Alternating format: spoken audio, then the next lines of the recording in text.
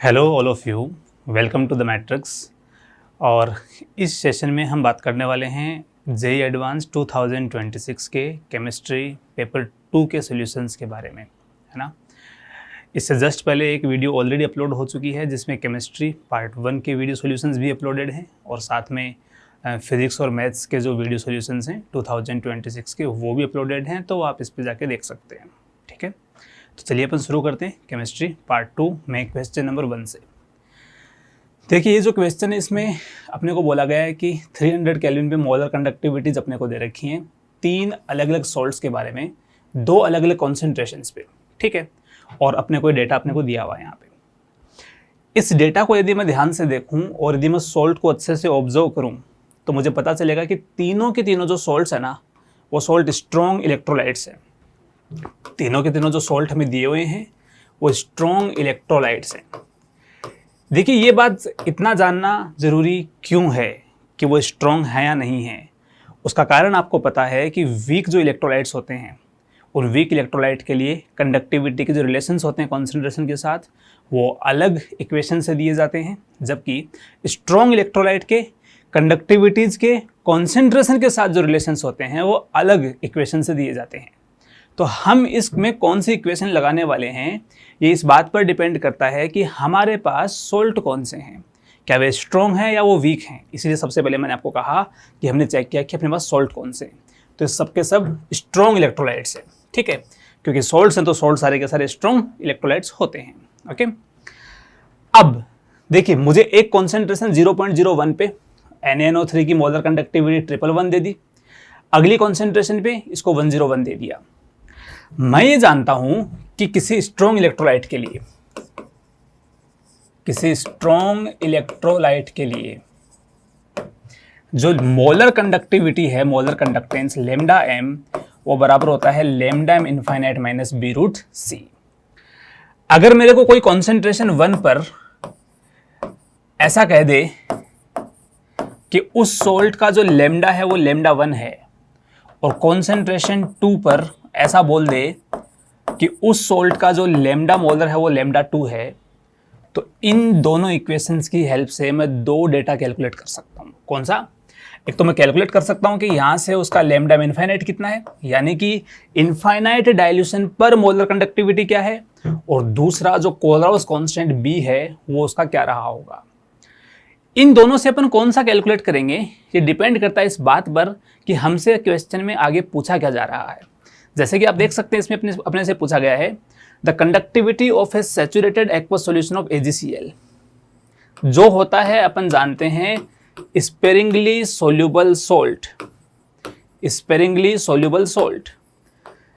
और इसकी solubility calculate करना अपन सीखते हैं कोलराउस लॉ की एप्लीकेशंस में, कि जब हमारे पास कोई एक ऐसा सॉल्ट हो जो कंप्लीटली डिजोल्व ना हो पाए, जो स्पेरिंगली सोल्यूबल हो, जो थोड़ा सोल्यूबल हो बाकी अनडिजोल्व फॉर्म में रह जाए, ऐसे जो सॉल्ट्स होते हैं उनकी सोल्यूबिलिटी कैलकुलेट करने का अपने पास एक फॉर्मूला होता है। ठीक है, और आगे आप क्वेश्चन पढ़िए, आपको उसकी लेमडा की वैल्यू दी जा चुकी है, आपको है ना AgCl की जो वाटर में सोल्यूबिलिटी है वो दी जा चुकी है कितनी, x, और लास्ट में आपसे पूछा गया x की वैल्यू क्या है। इसका मतलब क्या हुआ, मुझे लास्ट में AgCl के लिए ये फॉर्मूला यूज करना है क्या, कि उसकी सोल्यूबिलिटी जो होती है ना वो बराबर होती है 1000 इंटू कप्पा AgCl अपॉन यहाँ पर होता है उस सॉल्यूशन का लेमडा एम, जो बेसिकली लेमडा एम इनफाइनाइट के बराबर होगा स्पेरिंगली सोल्यूबल सॉल्ट के लिए। ये फॉर्मूला अपन पढ़ते हैं कोलराउस लॉ की एप्लीकेशंस में। आप देख सकते हैं कि कप्पा AgCl क्वेश्चन में गिवन है, ये जो सोल्यूबिलिटी है ये x के बराबर दी हुई है। अगर मैं किसी तरीके से AgCl का लेमडा मोलर इनफाइनाइट कैलकुलेट कर लूं तो फिर अपना काम हो जाएगा। और इस AgCl का लेमडा मोलर इनफाइनाइट कैलकुलेट करने के लिए हमें ऐसे बोलना पड़ेगा, देखो मुझे जो 3 सॉल्ट दे रखे हैं उसमें एक NaNO3 है, एक NaCl है, एक AgNO3 है, तो मैं ऐसे कह सकता हूं कि लेमडा मोलर इनफाइनाइट AgCl का वो बराबर होगा lambda molar infinite AgNO3 plus lambda molar infinite NaCl और minus lambda molar infinite Na NO3, ये मुझे 3 सोल्ट दिए मैं। तो इससे आप समझ गए होंगे कि मुझे इस फॉर्मूले से कैलकुलेट क्या करना है। मुझे इस फॉर्मूले से लैम्डा m इनफाइनाइट कैलकुलेट करना चाहिए तीनों सॉल्ट्स के लिए। तो क्या फॉर्मूला होगा उसका? एक काम करते हैं अपन, इसको करने के लिए मैं यहाँ से ना b की वैल्यू निकाल लेता हूँ। यहाँ से मैं b की वैल्यू निकालता हूँ। जब पहले वाले से आप b की वैल्यू निकालेंगे तो आएगी lambda m infinite minus lambda 1 upon root C1, और दूसरे वाले से b की वैल्यू आएगी कितनी? Lambda m infinite minus lambda 2 upon root C2। ये कर लिया अपन ने। इन दोनों इक्वेशंस में बेटा अपने पास लैम्डा 1 है, लैम्डा 2 है, कॉन्सेंट्रेशन 1 है, कॉन्सेंट्रेशन 2 है। इसको सॉल्व करके अपन यहाँ से लैम्डा m इनफाइनाइट की वैल्यू कैलकुलेट कर सकते हैं। फॉर एग्जाम्पल सबसे पहले अपन कैलकुलेट करते हैं NaNO3 के लिए। तो NaNO3 के लिए जो 0.01 पे 111 है, तो मैं से बोल दूंगा lambda m infinite minus 111 upon root 0.01 equal to lambda m infinite minus ये वैल्यू बेटा 101, तो 101 अपॉन 0.04। इसका जो रूट होगा वो 0.1 आ जाएगा, इसका जो रूट होगा वो 0.2 होगा। जब आप इसको सोल्व करेंगे तो यहाँ से lambda molar infinite for NaNO3 वो आ जाएगा 121। ये 121 अपन यहाँ काम में ले लेंगे, ठीक है। ठीक इसी प्रकार से यदि मैं इन दोनों डेटा की हेल्प से, जिसमें देखो इसका जो रूट निकालूंगा तो वो भी 0.1 आएगा, इसका भी कितना आएगा 0.2 आएगा, इसका भी रूट 0.1, इसका भी कितना आएगा 0.2। अगर मैं इनके आगे इनकी वैल्यूज पुट करूं, कौन कौन सी वैल्यू 117 या फिर ना नेक्स्ट अपन 107, ये सब अपन पुट करें, तो इसको करके सॉल्व अपन लैम्डा मोलर इनफाइनाइट निकाल सकते हैं बाकी स्पीसीज के लिए भी। कैसे निकालेंगे एक बार कैलकुलेट कर लेते हैं। तो इसको मैं हटा देता हूँ। सेकेंड जो अपना सॉल्ट है वो है NaCl। तो NaCl के लिए इक्वेशन बनेगी lambda molar infinite minus 117 upon root C.1 आ जाएगा lambda molar infinite minus 107 upon आ जाएगा 0.2। जब आप इसको सोल्व करेंगे तो ये इससे 2 टाइम्स कैंसिल आउट हो गया। ये 2 लैम्डा, इधर से लैम्डा m बचेगा जो NaCl की वैल्यू बताएगा, और ये बराबर हो जाएगा 234 माइनस 107। सोल्व करने पर आ जाएगा यहाँ से 127, ठीक है। सिमिलरली यदि बात करूँ मैं AgNO3 के लिए, तो थर्ड 4AgNO3, तो यहाँ से मैं यदि डायरेक्ट बात करूँ कि क्या आना चाहिए, तो यहाँ से आना चाहिए AgNO3 के लिए लैम्डा मोलर इनफाइनाइट AgNO3 का 2 इंटू ये आएगा 125 माइनस 116, तो आ जाएगा 250 माइनस 116 और ये आ जाएगा 134, ठीक है। ये अपना AgNO3 के लिए इसकी वैल्यू आ गई। तो इसकी हेल्प से अब अपन कैलकुलेट करते हैं लैम्डा मोलर AgCl की value. Lambda molar infinite AgCl इस फॉर्मूले से, तो AgNO3 के लिए वो वैल्यू कितनी आई 134 प्लस NaCl के लिए वैल्यू कितनी आई 127 माइनस उसके लिए वैल्यू कितनी आई 121। तो ये आ जाएगा अपना यहाँ पर ये जो है ये कितना बचेगा 6, ये आ जाएगा 140, ठीक है। इसके बाद जब अपन ने इतना कर लिया तो फिर अपन सॉल्युबिलिटी वाला फॉर्मूला यूज कर लेते हैं। देखिए अपने को इस क्वेश्चन में जो सॉल्युबिलिटी दी हुई है वो दी हुई है x। अपने को क्वेश्चन में जो सॉल्युबिलिटी दी हुई है वो x दी हुई है, इक्वल टू 1000 इंटू जो सॉल्यूशन की कंडक्टिविटी दी हुई है वो 1.40 इंटू 10⁻⁻6 दी हुई है, 1.40 into 10⁻⁻6 upon lambda molar infinite कितना है यहाँ पर 140 अपने को दिया हुआ है। जब इस वैल्यू को अपन सॉल्व करेंगे तो सॉल्व करने पर x की जो यहाँ से वैल्यू आएगी, तो पहले इसको अपन कैंसिल आउट कर लेते हैं। ये 10⁻⁻2 आएगा, तो आएगा यहाँ पर 10⁻5, ठीक है। x की वैल्यू आएगी 10⁻5। अपने से क्वेश्चन में log 1/x की वैल्यू पूछी है। जब आप यहाँ से log 1/x निकालोगे तो इसकी वैल्यू आ जाएगी 5। तो इस क्वेश्चन का जो करेक्ट आंसर है वो होगा ऑप्शन सी, ठीक है। चलिए बात करते हैं कि क्वेश्चन किस चैप्टर से पूछा गया था, किस टॉपिक से पूछा गया था, इजी था, मॉडरेट था, कैसा था, उसकी बात करते हैं। तो टॉपिक था, चैप्टर है अपना इलेक्ट्रोकेमिस्ट्री। दूसरी बात, उसके अंदर जो टॉपिक है वो है कंडक्टेंस। उसके अंदर एक टॉपिक होता है कोलराउस लॉ, उस कॉन्सेप्ट का टॉपिक है। इजी था, तो यदि हमसे वो इतना सारा डेटा देके और ये कैलकुलेट नहीं करवाता, ये कैलकुलेट करवाए बिना यदि वो सीधा ही वैल्यू देके हमसे एक्स पूछ लेता तो सवाल बेहद आसान था। लेकिन उसने क्या करा, आपको इसकी वैल्यू साफ साफ ना देकर पहले आपसे तीनों ये कैलकुलेट करवाई। इतनी सारी अपने को कैलकुलेशंस करनी पड़ी, तो इस कैलकुलेशन ने इस क्वेश्चन को थोड़ा सा मॉडरेट की तरफ ले गया। आसान होता यदि हमसे वो इतनी कैलकुलेशन नहीं करवाता तो, लेकिन इतना लेंदी बना देने की वजह से थोड़ा सा मॉडरेट की तरफ शिफ्ट हो जाएगा। तो ये पहला बहुत ही गजब का सवाल था इलेक्ट्रोकेमिस्ट्री का। चलिए अपन बात करते हैं नेक्स्ट क्वेश्चन की।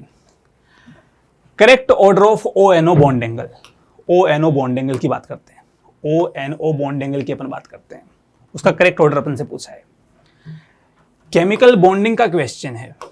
केमिकल बॉन्डिंग जो है उसका सवाल है। बॉन्ड एंगल कंपैरिजन जो होता है अपना कॉन्सेप्ट, उससे पूछा गया है। क्वेश्चन बहुत इजी है, क्योंकि ये वाला जो एग्जाम्पल है ये नोट्स में बार बार करवाया जाता है। एक स्टैंडर्ड क्वेश्चन है ये वाला, तो एक इजी को अपन, इस क्वेश्चन को अपन इजी बोल सकते हैं। कैसे?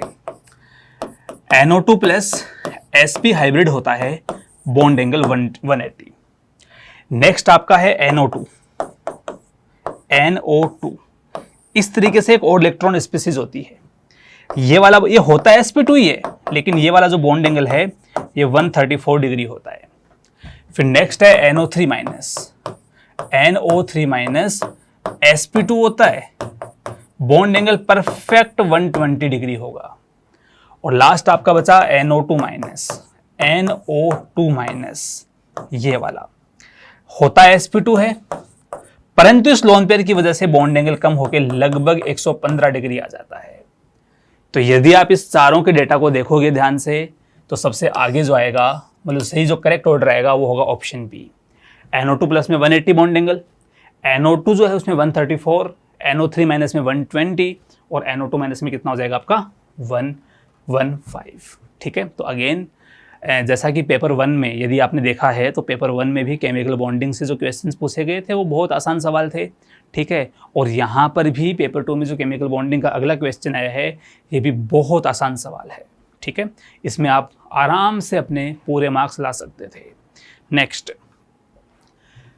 ये बहुत ही जबरदस्त सवाल है, बहुत ही तगड़ा सवाल है, ना ज्यादा मुश्किल ना ज्यादा आसान, है ना। और सवाल में थोड़ा सा उसको मॉडरेट की तरफ ले जाने के लिए उसने क्या करा, ये नेचुरल रबर वाला पार्ट ऐड कर दिया। अब भाई बात ये है कि जिस बच्चे का पॉलीमर नहीं पढ़ा हुआ, या जिस बच्चे ने पॉलीमर को इसलिए छोड़ दिया कि यार ये तो थ्योरेटिकल चैप्टर है, इसमें से कितने के सवाल आ जाएंगे, तो बेटा उसका ये सवाल गलत पक्का हुआ होगा। और इस चैप्टर पॉलीमर के साथ साथ, पॉलीमर का तो उसने यूज करवाया ही करवाया है, इस पॉलीमर के साथ साथ जो कार्बोनिल कंपाउंड्स की रिएक्शन उसने यूज करवाई है, जिसमें वो मेहनत करके गया था, घर से पढ़ के गया था कार्बोनिल कंपाउंड ढंग से, पूरा एल्डोल ओजोनोलाइसिस सब ढंग से पढ़ के गया था, उसकी वो मेहनत भी बेकार चली गई होगी। ठीक है, तो आप इससे समझिए कि जे एडवांस जब भी क्वेश्चन पूछता है तो थ्योरेटिकल चैप्टर से ऐसे नहीं पूछता कि केवल उस चैप्टर से सिर्फ उसी से एक सवाल पूछ लेगा, उस चैप्टर को वो औरों में मिक्स कर देता है। यदि आपको पॉलीमर नहीं आया तो वो 2-3 चैप्टर को और लपेट देगा, उनके भी जो क्वेश्चन आपसे गलत हो जाएंगे, और अपना बेटा पूरी जो मेहनत थी बाकी चैप्टर्स की वो भी वेस्टेज चली जाएगी। समझ में आया आपको? चलिए सॉल्व करते हैं अपन। क्या होता है नेचुरल रबर, समझते हैं। एक मॉलिक्यूल होता है आइसोप्रीन, जिसको अपन इस तरीके से लिखते हैं। ठीक है, इसको आइसोप्रीन बोल देते हैं। यह आइसोप्रीन का जब पॉलीमराइजेशन होता है,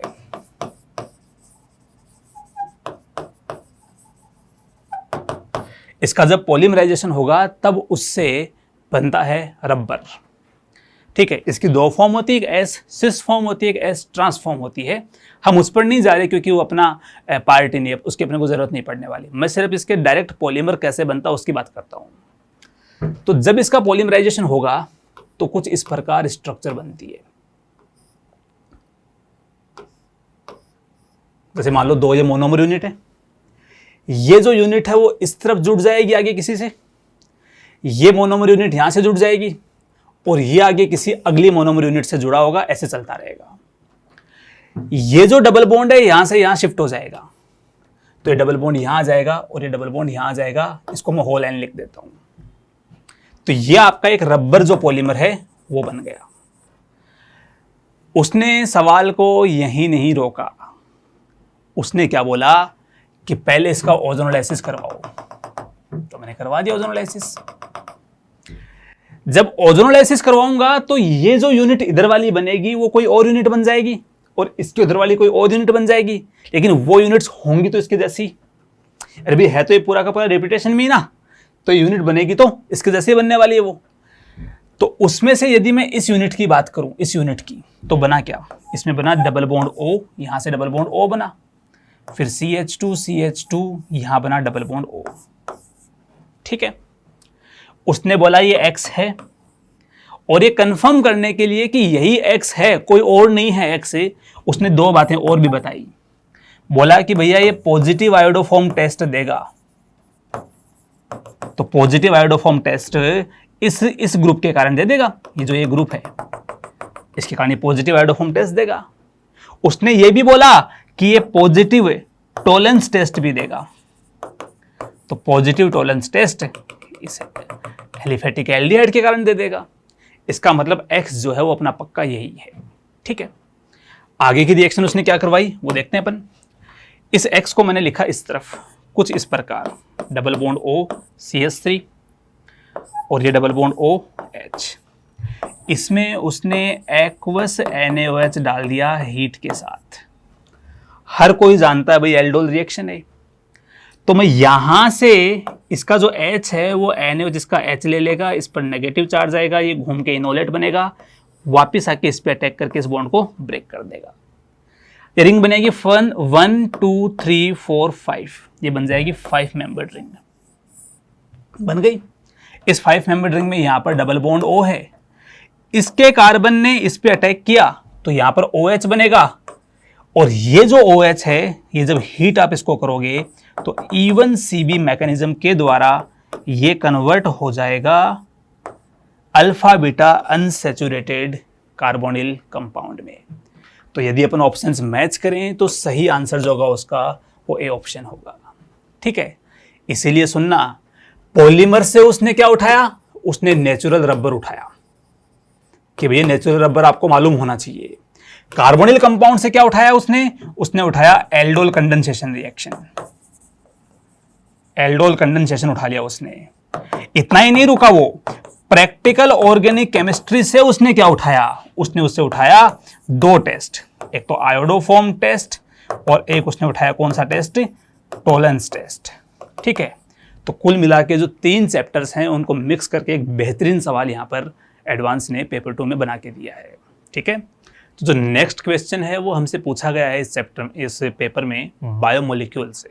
क्या है वो सवाल, बायोमोलिक्यूल से पूछा गया है कि यदि आपको 4-क्लोरो-4-डीऑक्सी अल्फा डी गैलेक्टोज और 1,6-डाइक्लोरो 1,6-डाई-डीऑक्सी बीटा डी फ्रक्टोज दे दिया जाए और उन दोनों को मिला के ग्लाइकोसाइडिक लिंकेज के थ्रू यदि एक तरीके से जो डाइसैकेराइड वो बनाया जाए, दोनों को मिला के अलग अलग यूनिट्स को मिला के, तो फिर इस प्रकार जो एक आर्टिफिशियल स्वीटनर बनता है उसकी स्ट्रक्चर इन चारों में से कौन सी होगी। तो देखिए, इसको समझने के लिए पहले अपन इनकी जो साइक्लिक फॉर्म होती हैं, जो हावर्थ प्रोजेक्शन फॉर्मूलाज होते हैं या फिर जो अपन चेयर फॉर्म में लिखते हैं उनको, वो अपन ड्रॉ कर लेते हैं। तो यदि इसकी मैं अल्फा फॉर्म का, ये अल्फा फॉर्म के लिए बोल रहा है, यदि मैं इसकी अल्फा फॉर्म का हावर्थ प्रोजेक्शन फॉर्मूला ड्रॉ करूंगा तो कुछ ऐसे बनेगा।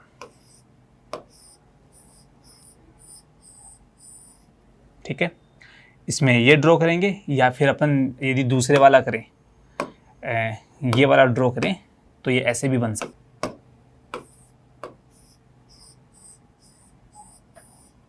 जिसमें 1 नंबर कार्बन पे यदि आप अल्फा ग्रुप बना रहे हो तो फिर है ना 1 नंबर पे H ऊपर OH नीचे आना चाहिए, ठीक है।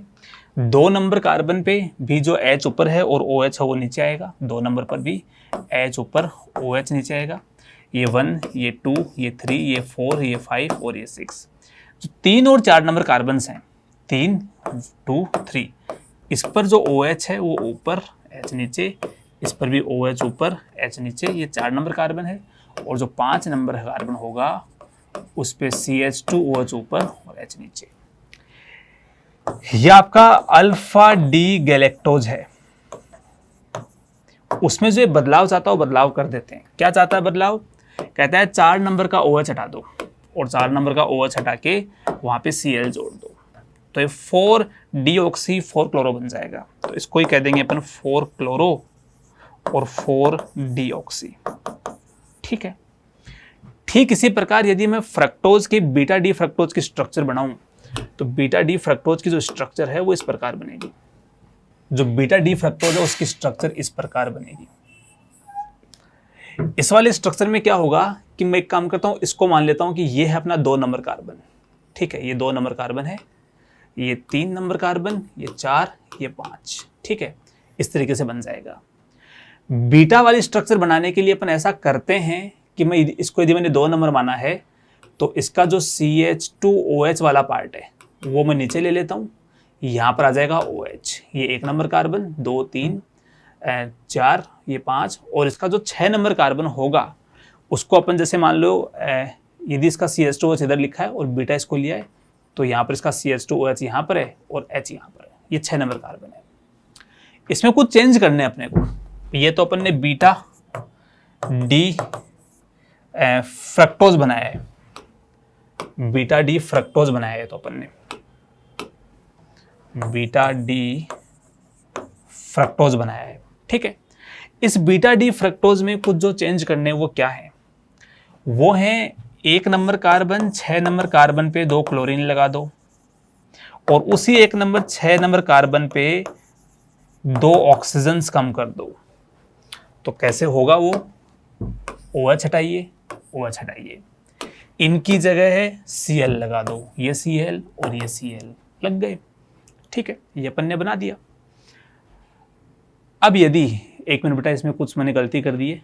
मैंने गलती ये की है कि बीटा बनाया है ना, तो ये तो अल्फा बन गया, क्योंकि OH यदि ऊपर लिया है और मैं इसको ऊपर लेता तब ये बनता बीटा। अभी फिलहाल अल्फा बन चुका है, इसमें अपन थोड़ा सा चेंज और कर लेंगे।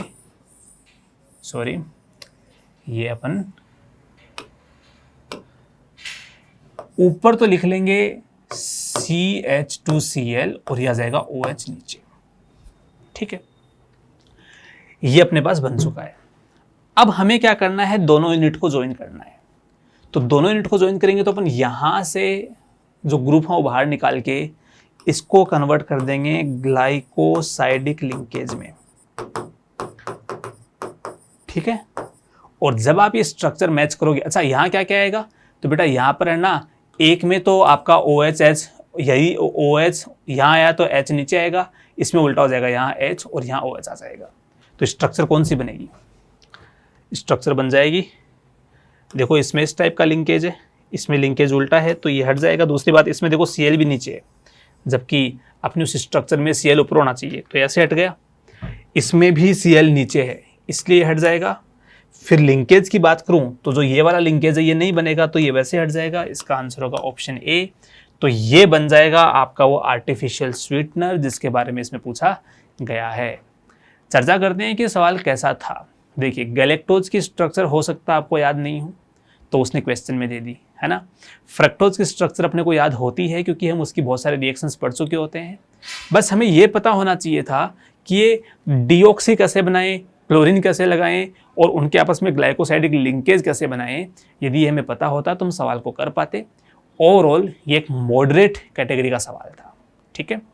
नेक्स्ट, और कुछ आइडिया बेटा अपने को ऑप्शन से भी लग जाता।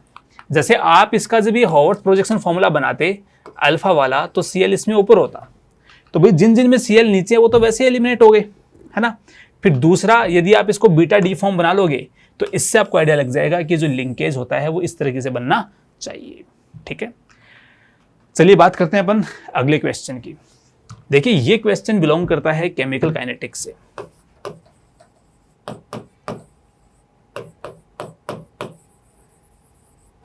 केमिकल काइनेटिक्स की जो फर्स्ट ऑर्डर रिएक्शन है उससे सवाल अपने को बना के दिया है, बहुत बढ़िया सवाल है।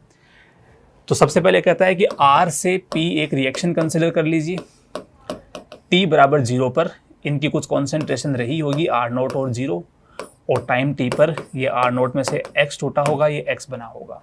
ठीक है, देखिए सबसे पहले कहा है कि P की कॉन्सेंट्रेशन का टाइम के साथ ग्राफ कैसा होगा। तो अगर मैं P की कॉन्सेंट्रेशन देखूं T टाइम पर तो वो X के बराबर होगी, और वो बराबर आएगी R0 into 1 into e⁻k T। ठीक है, जब मैं इसका ग्राफ ड्रॉ करूंगा यानी कि P की कॉन्सेंट्रेशन का टाइम के साथ, तो ये जो ग्राफ है ये इस तरीके से बनता है। ठीक है, ये जो ग्राफ है इस तरीके से बनता है, और इस तरीके से बन के ये एक टाइम बाद, इनफाइनाइट टाइम बाद R0 को अप्रोच करेगा। ठीक है, जबकि इसने जो ग्राफ दे रखा है बेटा वो पैराबोलिक दे रखा है, ये इस प्रकार से दे रखा है, इसलिए ये करेक्ट ऑप्शंस नहीं होगा। ठीक है, सेकंड बेटा R के टाइम के साथ जो चेंज होने की रेट है उसके बारे में बात कर रहा है। तो अगर मैं इस रिएक्शन की बात करूं तो इसका रेट ऐसे लिखा जाएगा, -dr/dt फर्स्ट ऑर्डर के लिए K इंटू कितना आएगा यहाँ पर, K इंटू आ जाएगा concentration of R, K into concentration of R। हमें पूछा गया है इसकी वैल्यू इसके साथ, तो हमें पूछा गया है dr/dt वर्सेज R का ग्राफ, तो उसकी जो स्लोप होगी वो -k होगी, तो इसका ग्राफ कुछ ऐसे बनता।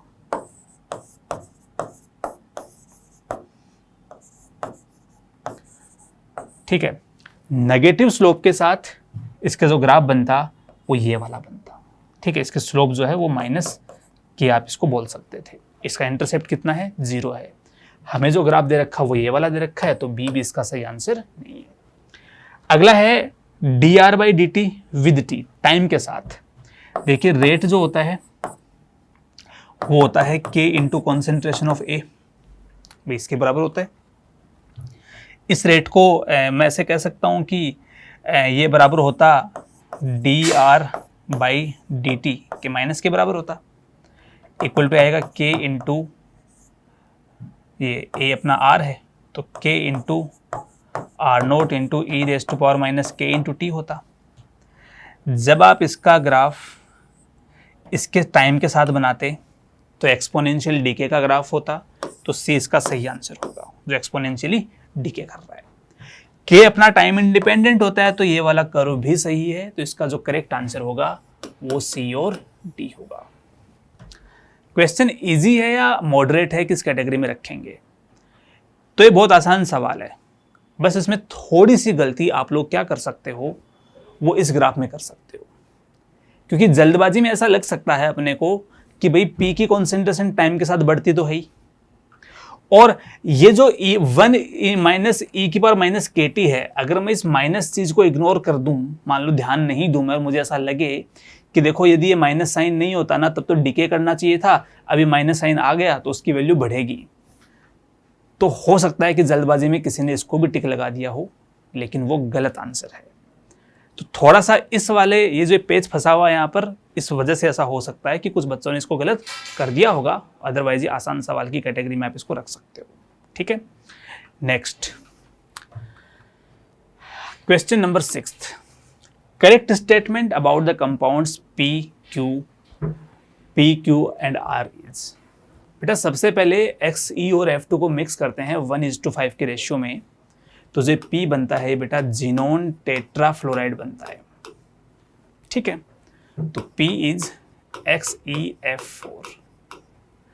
फिर जब हम इस XeF4 की रिएक्शन करवाते हैं O2F2 के साथ, तो आपने पढ़ा होगा कि O2F2 थोड़ा अनस्टेबल होता है, इसलिए तुरंत जो है ना टूट जाता है और अपने फ्लोरीन दूसरे को डोनेट कर देता है। तो O2F2 है ना काम करता है as a good fluorinating agent. और ये कैसे फ्लोरिनेट करता है, ये अपना फ्लोरीन जो सामने वाली स्पीसीज है उसको डोनेट कर देगा। तो फिर जो आपका Q बनना चाहिए वो Q बनना चाहिए XeF6 प्लस यहाँ से ये कौन सी गैस बाहर निकल जाएगी, O2। तो Q बन जाएगा आपका जिनोन हेक्साफ्लोराइड। ठीक है, फिर Q की रिएक्शन करवाई गई XeF6 के साथ, तो इसमें जो हाइड्रोलाइसिस से प्रोडक्ट बनता है R, वो बेटा XeO3 बनता है।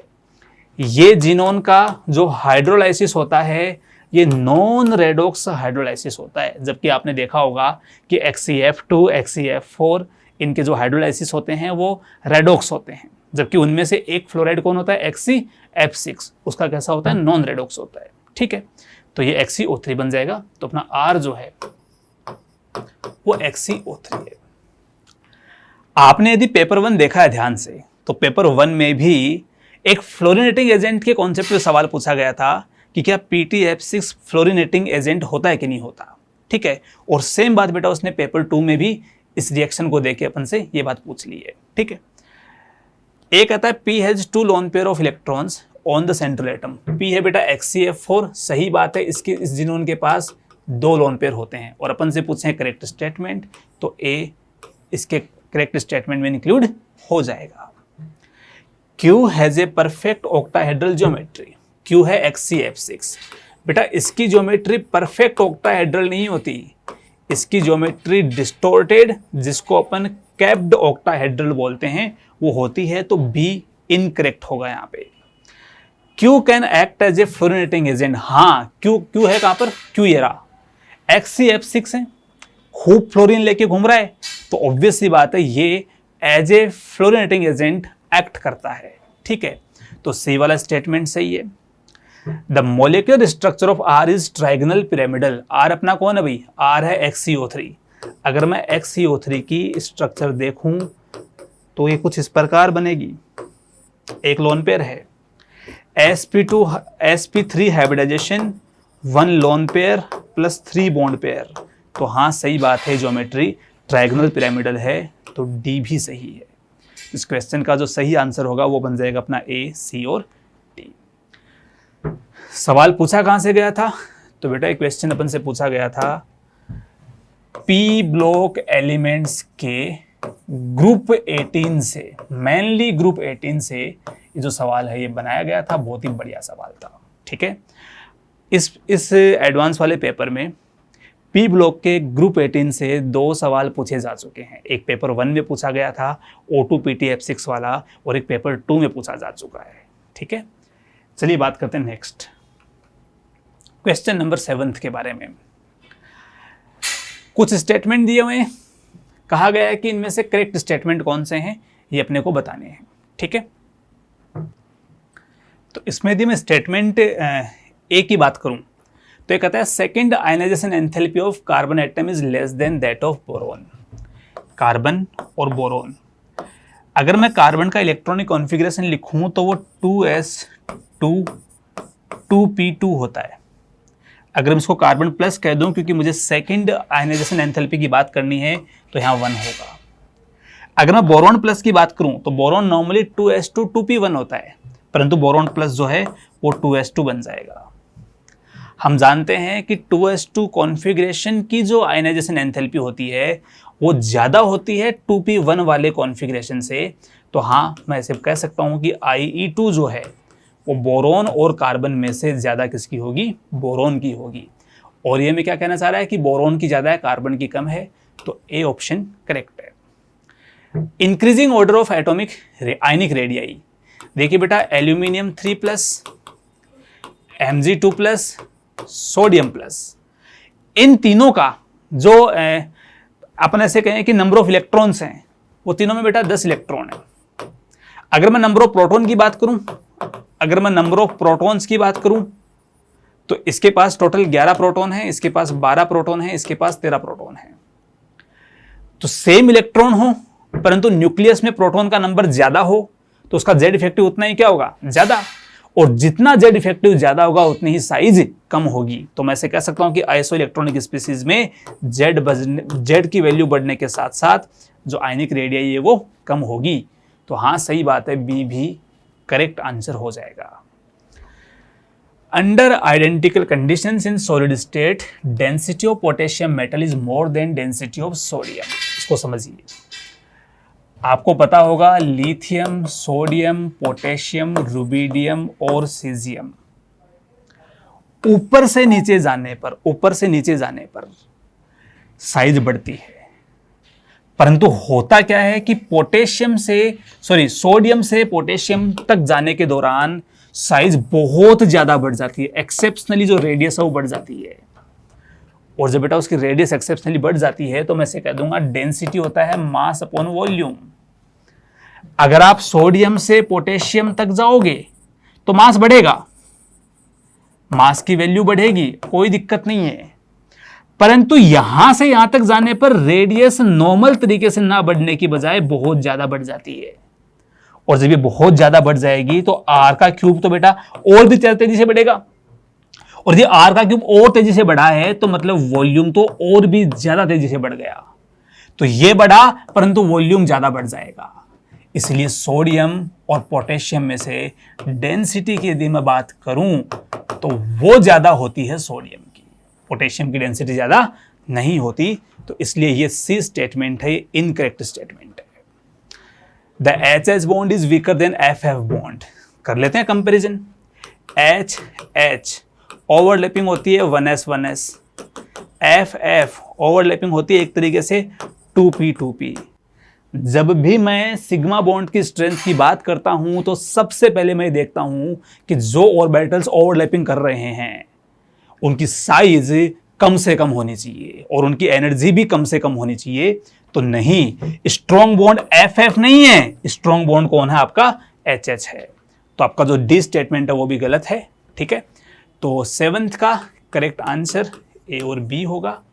ये क्वेश्चन अलग अलग चैप्टर से फ्रेम किया गया है। जैसे पहला स्टेटमेंट, सेकंड स्टेटमेंट है, ये दोनों के दोनों आपके ऐसे मान लो जो पीरियोडिक प्रॉपर्टीज हैं उनसे उसने बना लिए।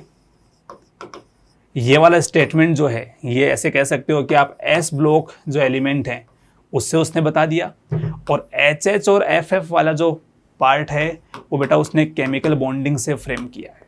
ठीक है, तो एक अच्छा MCQ यहाँ पर बनाया गया है। चलिए बात करते हैं नेक्स्ट क्वेश्चन की। ऑर्गेनिक केमिस्ट्री का क्वेश्चन है, ध्यान से सुनिए।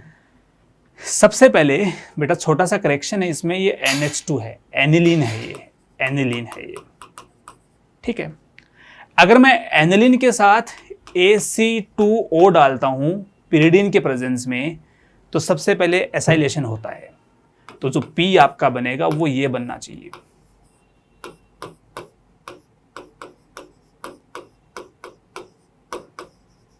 ये P है।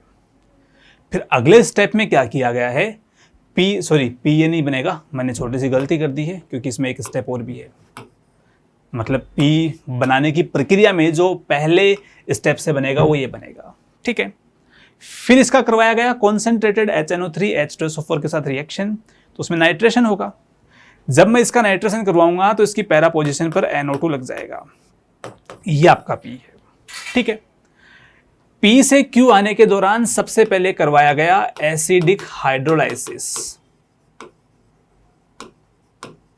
तो एसिडिक हाइड्रोलाइसिस में होगा क्या, ये जो अपन ने ऊपर NH डबल बॉन्ड और CH3 जोड़ा हुआ है ये बॉन्ड यहां से ब्रेक हो जाएगा और फिर से हमें NH2 ग्रुप मिल जाएगा और यहां लगा हुआ है NO2। फिर अगले स्टेप में करवा देंगे उसका डाईएजोटाइजेशन। तो ये जो आपका NH2 है ये N2 + Cl- बन जाएगा, ये बन जाएगा N2 + Cl-, ये अपना बन जाएगा Q। P और Q आ गए दोनों। नेक्स्ट कहता है कि अपने पास क्यूमीन है, क्यूमीन में पहले O2 डाला, हाइड्रोलाइसिस करवाया, तो ऑब्वियसली यहाँ पर फिनोल बना होगा, फिनोल + एसीटोन बना। उस फिनोल + एसीटोन में NaOH डाला तो कोलबेज सिमेट रिएक्शन हो गई। तो कोलबे रिएक्शन से वो जो फिनोल था उसके ऑर्थो पे COH लग गया यहाँ पर, और लास्ट में जो H3O+ है उसको प्रोटोनेट करवाने का काम करता है, तो ये बन जाएगा S। ठीक है, जो S है उसमें मिलाया गया Q, मतलब ये रिएक्शन मैं यहां लिख रहा हूं। This is the product S,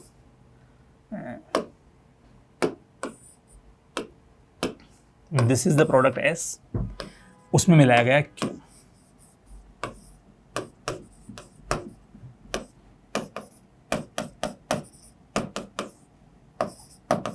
साथ में लिया गया एक बेस कौन, NaOH, आई थिंक NaOH ये ना, हाँ एक्वस NaOH, उससे टी बनाया गया।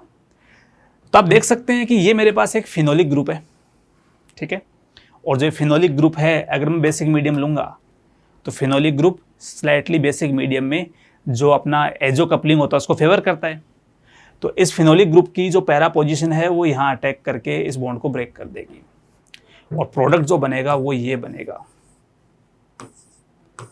OH, उसकी ऑर्थो पोजीशन पर COH, N double bond N, again एक फिनोल होगा, और यहाँ बनेगा NO2, ये ग्रुप अपना टी कंपाउंड अपना टी बन जाएगा। करेक्ट स्टेटमेंट बताने अपने को PQST में से, कहता है कि Q on treatment with ethanol generates an aromatic aldehyde. तो Q कहाँ बेटा अपना, Q ये रहा। अगर मैं उसकी रिएक्शन करवा दूं, अगर मैं इसकी रिएक्शन करवा दूं C2H5OH के साथ, तो ये बात अपन जानते हैं, क्या जानते हैं, C2H5OH जब आप लेंगे ना तो जो डाई एजोटाइज्ड ग्रुप है ये यहाँ से हटके यहाँ पर H लग जाता है और यहाँ पर NO2 लग जाएगा। यहाँ पर आपका NO2 एज इट इज है ही। कहता है कि इससे ना एरोमेटिक एल्डिहाइड बनता है, Q से एरोमेटिक एल्डिहाइड बनता है, तो ये वाली बात गलत है, ए स्टेटमेंट इनकरेक्ट है। S gives positive phthalein dye test, कहाँ है S, ये रहा S बेटा। पॉजिटिव थैलिन डाई टेस्ट वो देता है जिसमें फिनोलिक ग्रुप की पैरा पोजीशन जो होती है वो वैकेंट होती है, और ये जो पैरा पोजीशन है फर्दर अटैक करके एक फिनोल्फथैलिन टाइप की डाई बनाती है। तो हाँ, बी वाली बात बिल्कुल सही है, ठीक है। P is a dinitro compound, कहाँ है P, P ये रहा। P के पास एक ही नाइट्रो ग्रुप है, डाई नाइट्रो ग्रुप नहीं है यहाँ पर, तो सी स्टेटमेंट इसका गलत है। T is a coloured compound, बिल्कुल ये एक एजोडाई है, और एजोडाइज जो होते हैं वो बिल्कुल कलर्ड होते हैं, ठीक है। आपको पढ़ा होगा पाई टू पाई स्टार ट्रांजिशन की वजह से, तो इसका जो आंसर है वो डी भी सही है। तो इस क्वेश्चन का करेक्ट आंसर है बी कोमा डी, ठीक है। चैप्टर्स कौन कौन से इन्वॉल्व हैं, सबसे पहला स्टेप और दूसरा स्टेप एरोमेटिक कंपाउंड्स का है। तीसरा स्टेप जो है वो कार्बोक्सिलिक एसिड एंड डेरिवेटिव से है। जो सेकंड स्टेप है वो अगेन एरोमेटाइजेशन जो अपन पढ़ते हैं वो एक नाइट्रोजन कंटेनिंग कंपाउंड की रिएक्शन है, ठीक है। सॉरी, एरोमेटाइजेशन नहीं, डाई एजोटाइजेशन, वो नाइट्रोजन कंटेनिंग कंपाउंड की रिएक्शन है। फिर अगर मैं इसकी बात करूं तो ये फिनोल का प्रिपरेशन मेथड है, ये कोल्बे श्मिट रिएक्शन है, अगेन एरोमेटिक कंपाउंड की रिएक्शन है, और ये अगेन एजो कपलिंग जो रिएक्शन है वो नाइट्रोजन कंटेनिंग कंपाउंड की रिएक्शन है। तो कुल मिला के aromatic compounds, carboxylic acid and derivatives, plus आपका amine and nitrogen containing compound, और थैलिन डाई टेस्ट की बात कर ली तो फिर ये प्रैक्टिकल ऑर्गेनिक केमिस्ट्री, इन 4 चैप्टर को मिला के बहुत ही बढ़िया सवाल यहाँ पर ये बनाया गया है, ठीक है। चलिए बात करते हैं नेक्स्ट अपन क्वेश्चन नंबर 9 के बारे में। तो इस क्वेश्चन में हमें जो ऑप्शन ए है उसमें बोला गया है कि on treatment with HNO3 gluconic acid is oxidised to saccharic acid whereas glucose is not oxidised to saccharic acid. देखिए समझना, इसमें हम जानते हैं कि ग्लूकोज जो होता है उसमें एक CHO ग्रुप, फिर लास्ट में यहाँ पर एक CH2OH ग्रुप होता है, बीच में कुछ HOH ग्रुप्स होते हैं, है ना। जब हम इसको ऑक्सीडाइज करते हैं, जब इसका ऑक्सीडेशन करते हैं तो एक बार तो इसमें कार्बोक्सिलिक एसिड में कन्वर्ट होता है, और लास्ट वाला जो CH2OH है वो एज इट इज रहेगा। इसके फर्दर ऑक्सीडेशन से क्या होता है कि वो पहला और लास्ट वाला कार्बन दोनों के दोनों जो हैं वो कार्बोक्सिलिक एसिड में कन्वर्ट हो जाते हैं। देखिए बेटा, इस स्ट्रक्चर को अपन बोलते हैं ग्लूकोज टाइप स्ट्रक्चर। ये जो बनता है इसका नाम होता है ग्लूकोनिक एसिड, ग्लूकोनिक एसिड, ठीक है। मतलब बीच में ये जो ग्रुप्स आपके ये है as it is HOH, OHH और ये OH, ठीक है, ये एज इट इज है, ये सेम इसमें एज इट इज रहने वाले हैं, ठीक है। ये ग्लूकोनिक एसिड बन जाएगा, और जो लास्ट आगे बनता है इसका नाम होता है सैकरिक एसिड बन जाता है। तो ये से वो कहना चाह रहा है कि जो ग्लूकोनिक एसिड है वो तो ऑक्सीडाइज होके सैकरिक एसिड में कन्वर्ट हो जाता है, परंतु जो ग्लूकोज है ना वो उसके अंदर कन्वर्ट नहीं होता है। तो बेटा ये वाली बात गलत है, जबकि दोनों में ही जो है ना HNO3 डालने पर दोनों के दोनों ही जो है वो सैकरिक एसिड में कन्वर्ट हो जाएंगे। CHO ग्रुप और CH2OH ग्रुप दोनों के दोनों ही कार्बोक्सिलिक एसिड ग्रुप में कन्वर्ट हो जाएंगे। तो ए में नोट लिखा हुआ है, मतलब जो स्टेटमेंट आपका ए है वो इनकरेक्ट है। ठीक है। Fructose give a positive Fehling's test. अगर अपन फ्रक्टोज की स्ट्रक्चर बनाएं तो वो कुछ इस प्रकार बनती है 1 2 3 4 5 और ये CH2OH, यहाँ पे OH H H OH H और OH। अगर मैं बेसिक मीडियम लेता हूँ तो देखिए सबसे पहले जो बेसिक मीडियम है उस बेसिक मीडियम में ये कन्वर्ट हो जाता है CHOH डबल बॉन्ड, यहाँ पर डबल बॉन्ड आ जाएगा और ये COH बन जाएगा। नीचे वाले कार्बन्स एज इट इज है।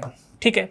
ये हुआ क्या है, तो बेसिकली बेसिक मीडियम में ये जो यहाँ वाला H है, जो ये वाला एक H है वो यहाँ से यहाँ शिफ्ट होकर यहाँ पर आ गया।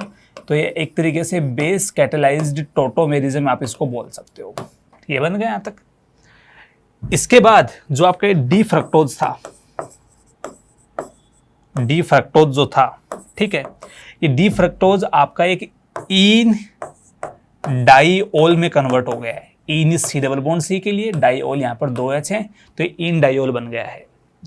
आप जब इसमें बेटा फिर से बेसिक मीडियम यूज करते हैं ना तो ये इससे डी ग्लूकोज भी बन जाता है और ये जो है इससे डी मैनोज भी बन जाता है। और अपन जानते हैं कि जो डी ग्लूकोज होता है ये अपना पॉजिटिव फेलिंग्स टेस्ट देगा।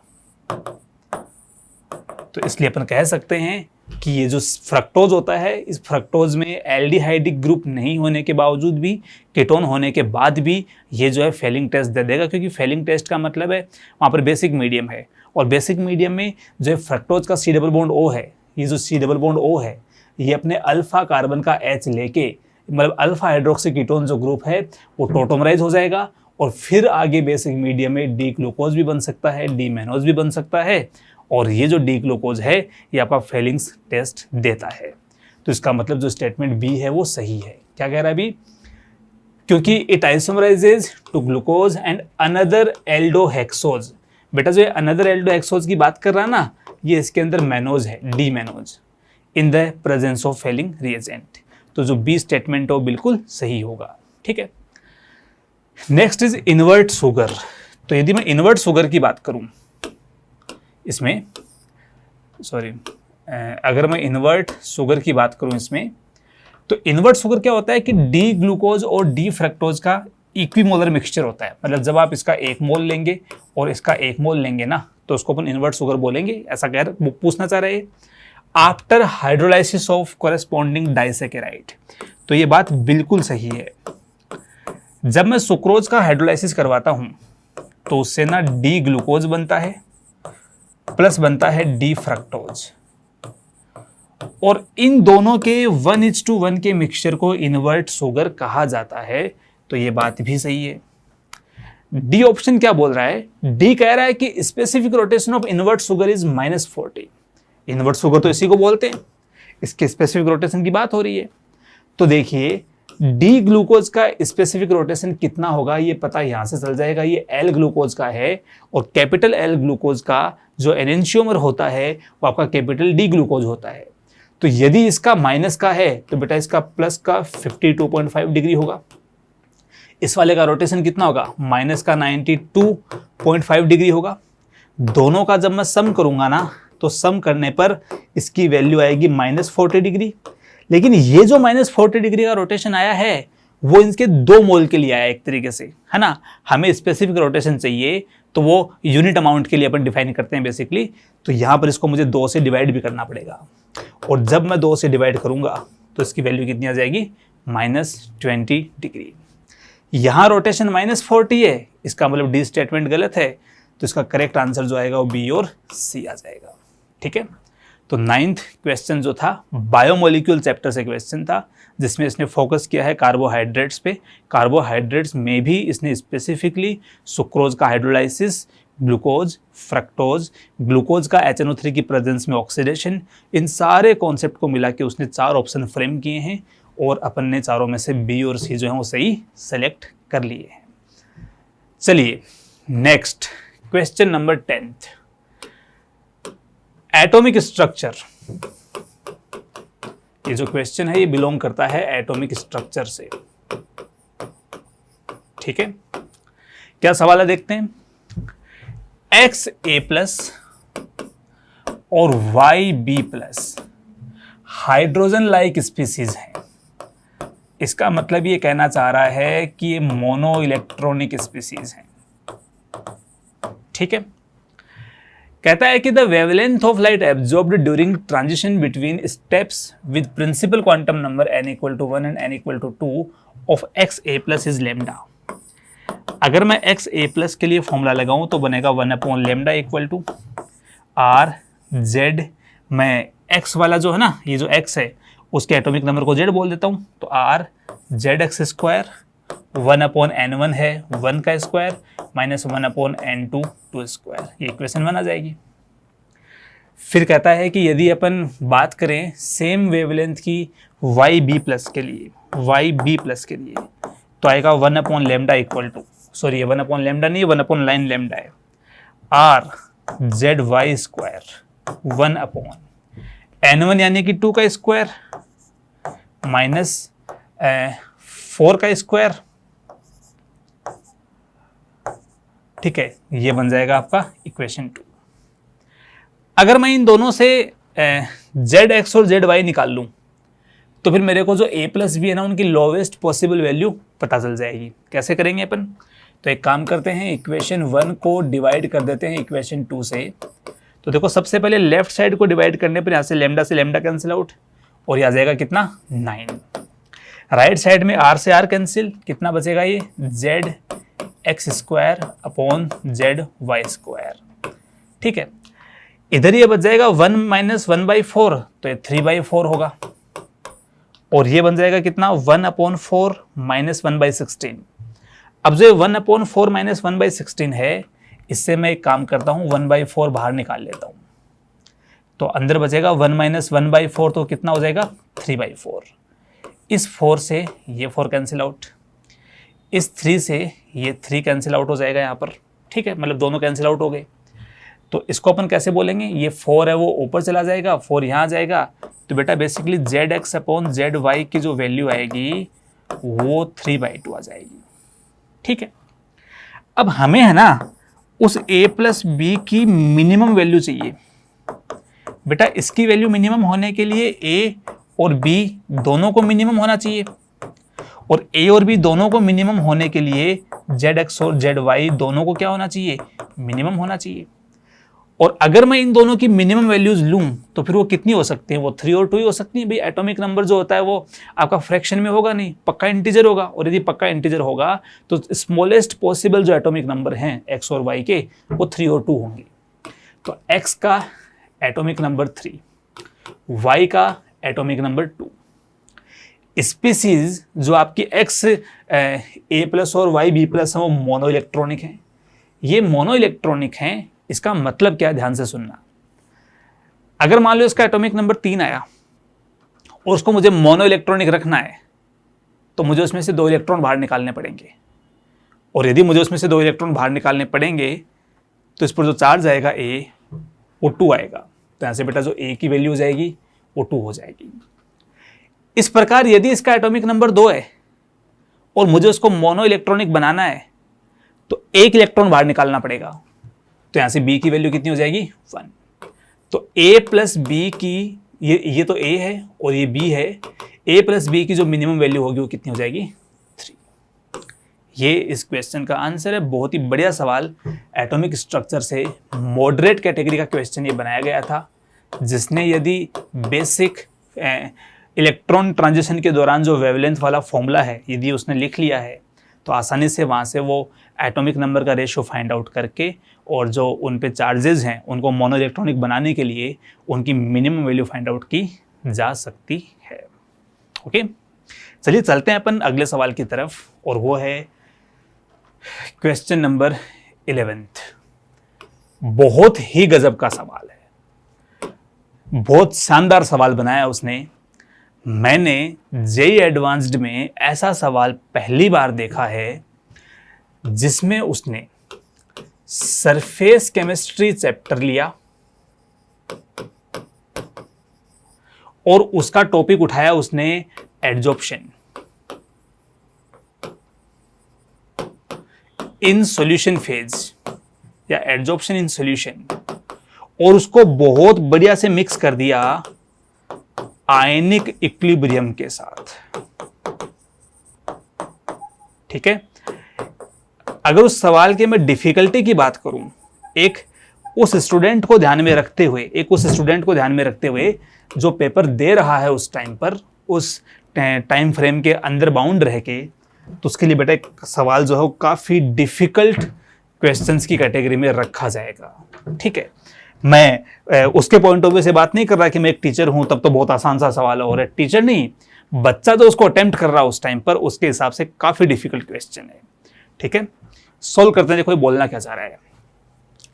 Eight a given temperature 0.45 gram of acetic acid in 50 ml of water.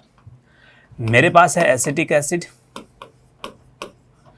0.45 ग्राम उसका मास है, 50 ml जो वाटर है वो साथ में मिलाया गया है।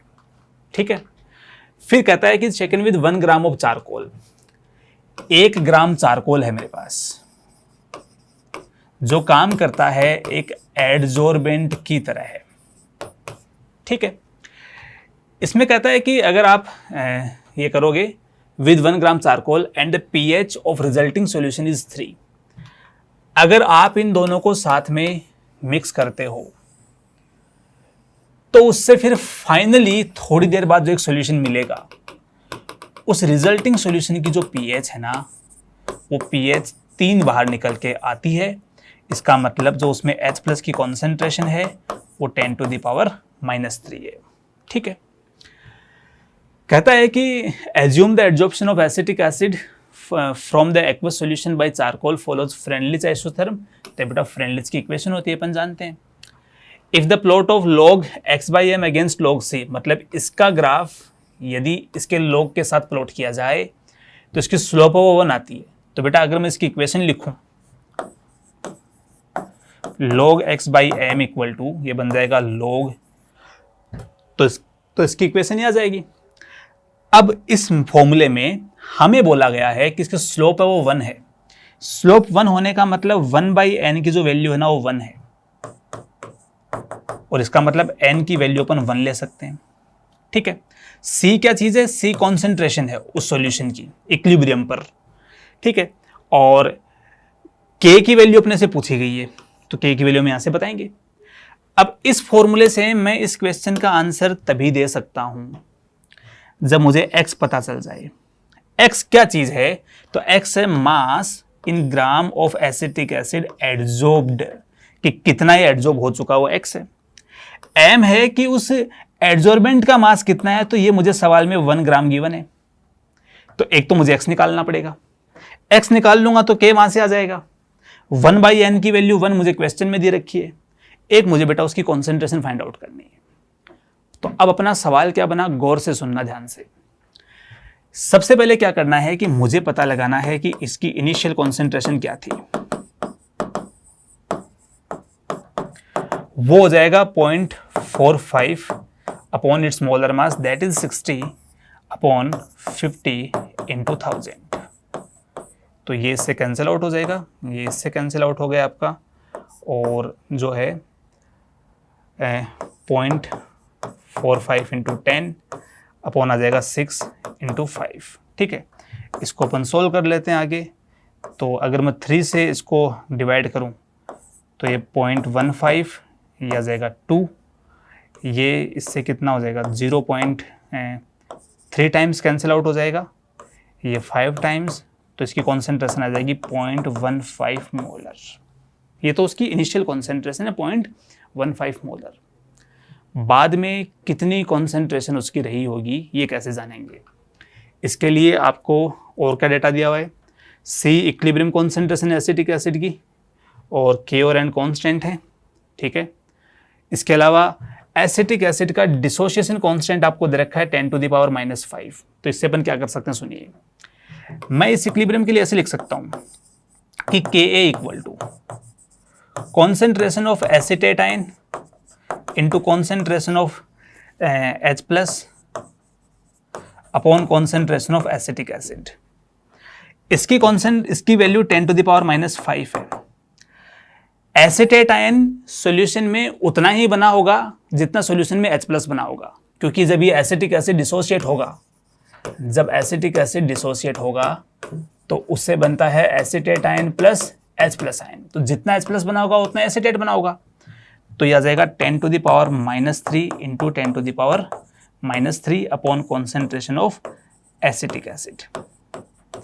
ये जो कॉन्सेंट्रेशन आई है एसिटिक एसिड की, ये आफ्टर एडजॉर्प्शन है, आफ्टर एडजॉर्प्शन कॉन्सेंट्रेशन आई है, ठीक है।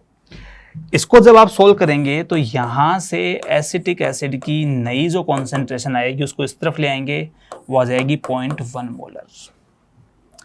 इससे पता है अपने को क्या समझ में आया? इससे अपने को यह समझ में आया कि एसिटिक एसिड मेरे पास पहले 0.15 मोलर था, एसिटिक एसिड मेरे पास पहले 0.15 मोलर था, बाद में वो 0.1 मोलर बचा। तो mass of acetic acid that was adsorbed, ये जो एडजॉर्ब्ड मास आएगा कि यहां से आएगा कितना, 0.515 पहले था, 0.10 बचा। ये तो डिफरेंस इन कॉन्सेंट्रेशन आ गया कि कॉन्सेंट्रेशन में इतना डिफरेंस है, ये तो ये आ जाएगा अपने पास।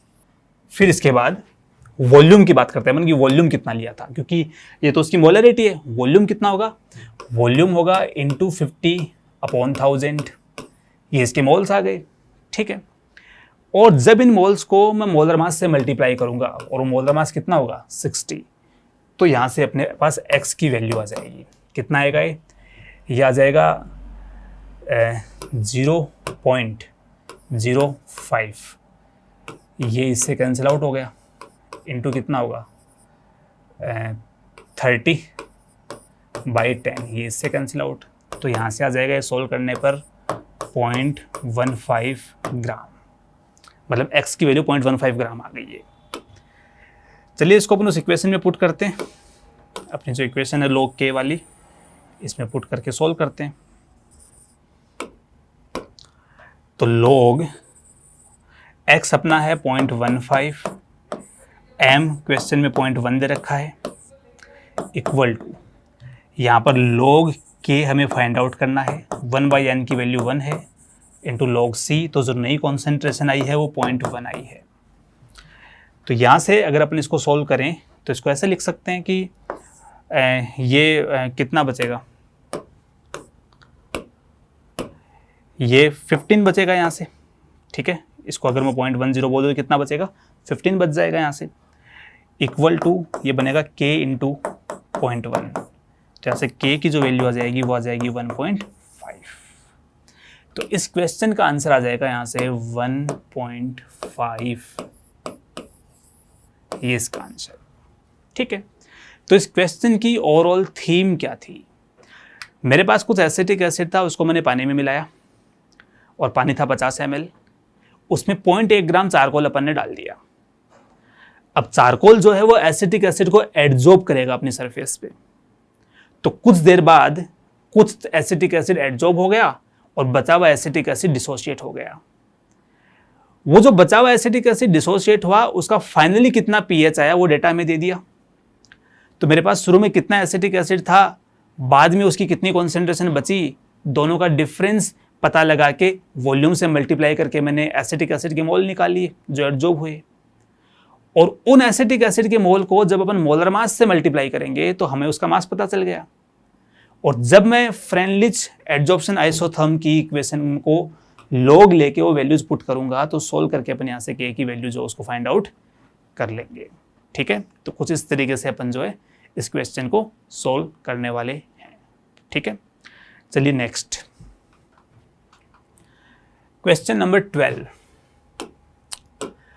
इन a solvent S, a compound B is partially dissociated into C and D as the equation given below।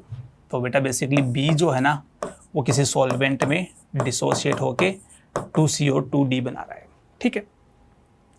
BCD जो है मतलब B, C और D ये तीनों के तीनों नॉन वोलेटाइल है। B का मोलर मास जो है वो 10 टाइम्स है सॉल्वेंट के मोलर मास से, तो molar mass of B is 10 times that of molar mass of solvent S। The standard boiling point and standard enthalpy of vaporisation of S। जो solvent है S उसका बॉइलिंग पॉइंट TB0 400 केल्विन है और इसका जो enthalpy of vaporisation है standard वो है 10 R जूल पर मोल, ठीक है। ये अपने को डेटा दे रखा है यहाँ पर। R गैस कांस्टेंट है जिसकी वैल्यू अपन ठीक है जानते हैं। A solution of B in S with an initial concentration of B as 0.25%। ये जो अपना सॉल्यूशन है उसकी initial concentration 0.25% weight by weight अपने को दी हुई है वहां से, okay. Has a boiling point of 408 kelvin. ये जो सॉल्यूशन बना है मतलब B का जो सॉल्यूशन बना है सॉल्वेंट S में, ये तो उसकी कॉन्सेंट्रेशन है प्लस उसका जो TB है बॉइलिंग पॉइंट वो है 408 kelvin at 1 bar pressure. In this solution the mole percent of B that has been dissociated is. तो हमें पूछा गया है कि टोटल जो B आपने लिया था उसका कितना मोल परसेंट उसमें डिसोशिएट होके कन्वर्ट हो चुका है। ये क्वेश्चन अपन से पूछा गया है, ठीक है। तो देखिए सबसे पहले इसको ना सॉल्व करने के लिए हम लोग ये जानना चाहेंगे कि सॉल्यूशन की मोलैलिटी कितनी है, ऐसा क्यों जानना जरूरी है।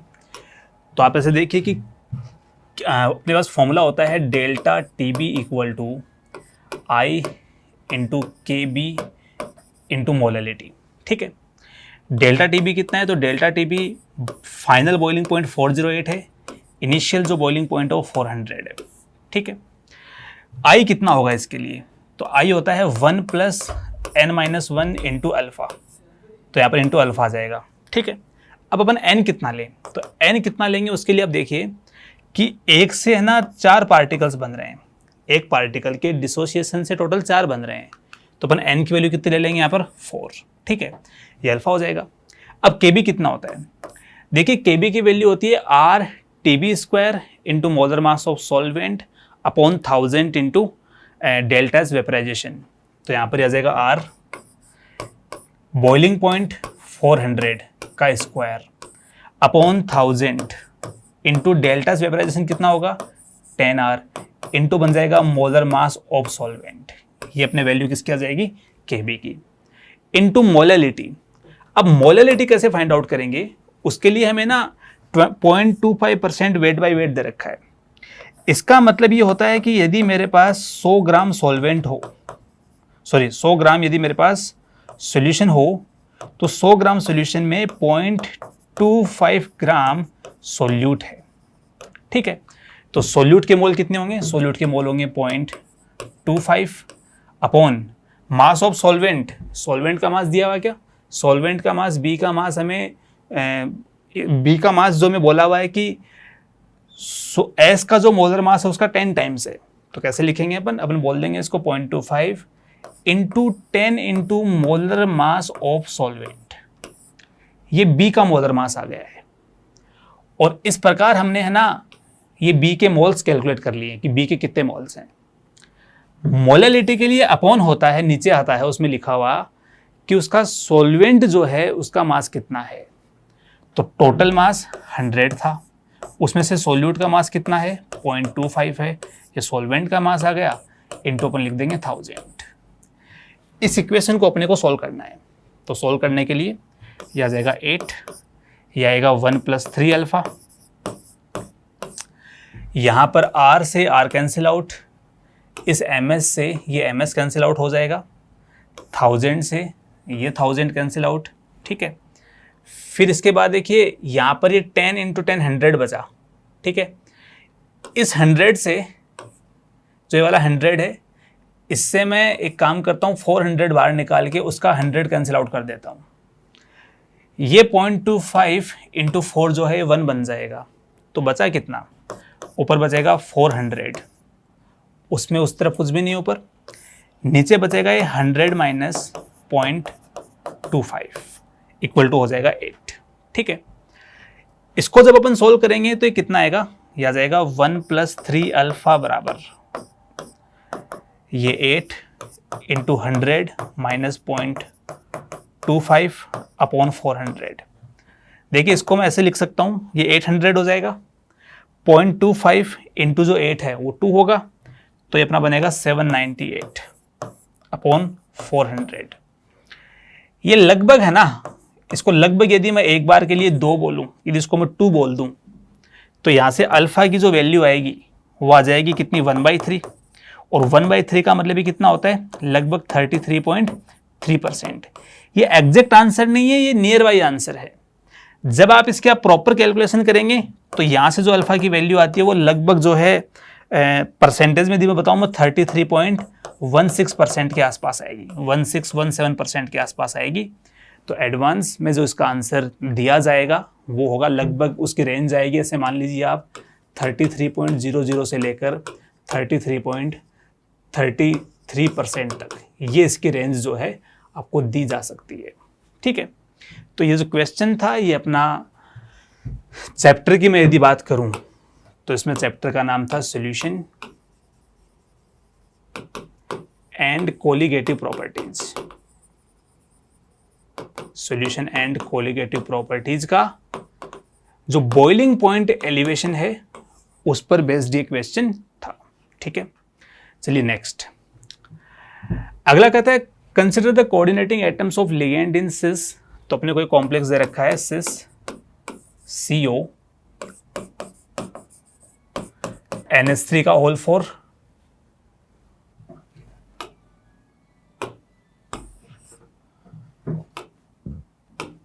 NH3 का होल 4 Cl2 Cl, और दूसरा कॉम्प्लेक्स है meridional CO NH3 whole thrice Cl3, ठीक है।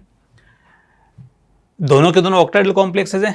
कहता है the sum of total number of triangular faces in both the complexes having 1 N atom and 2 Cl atom at their corners is.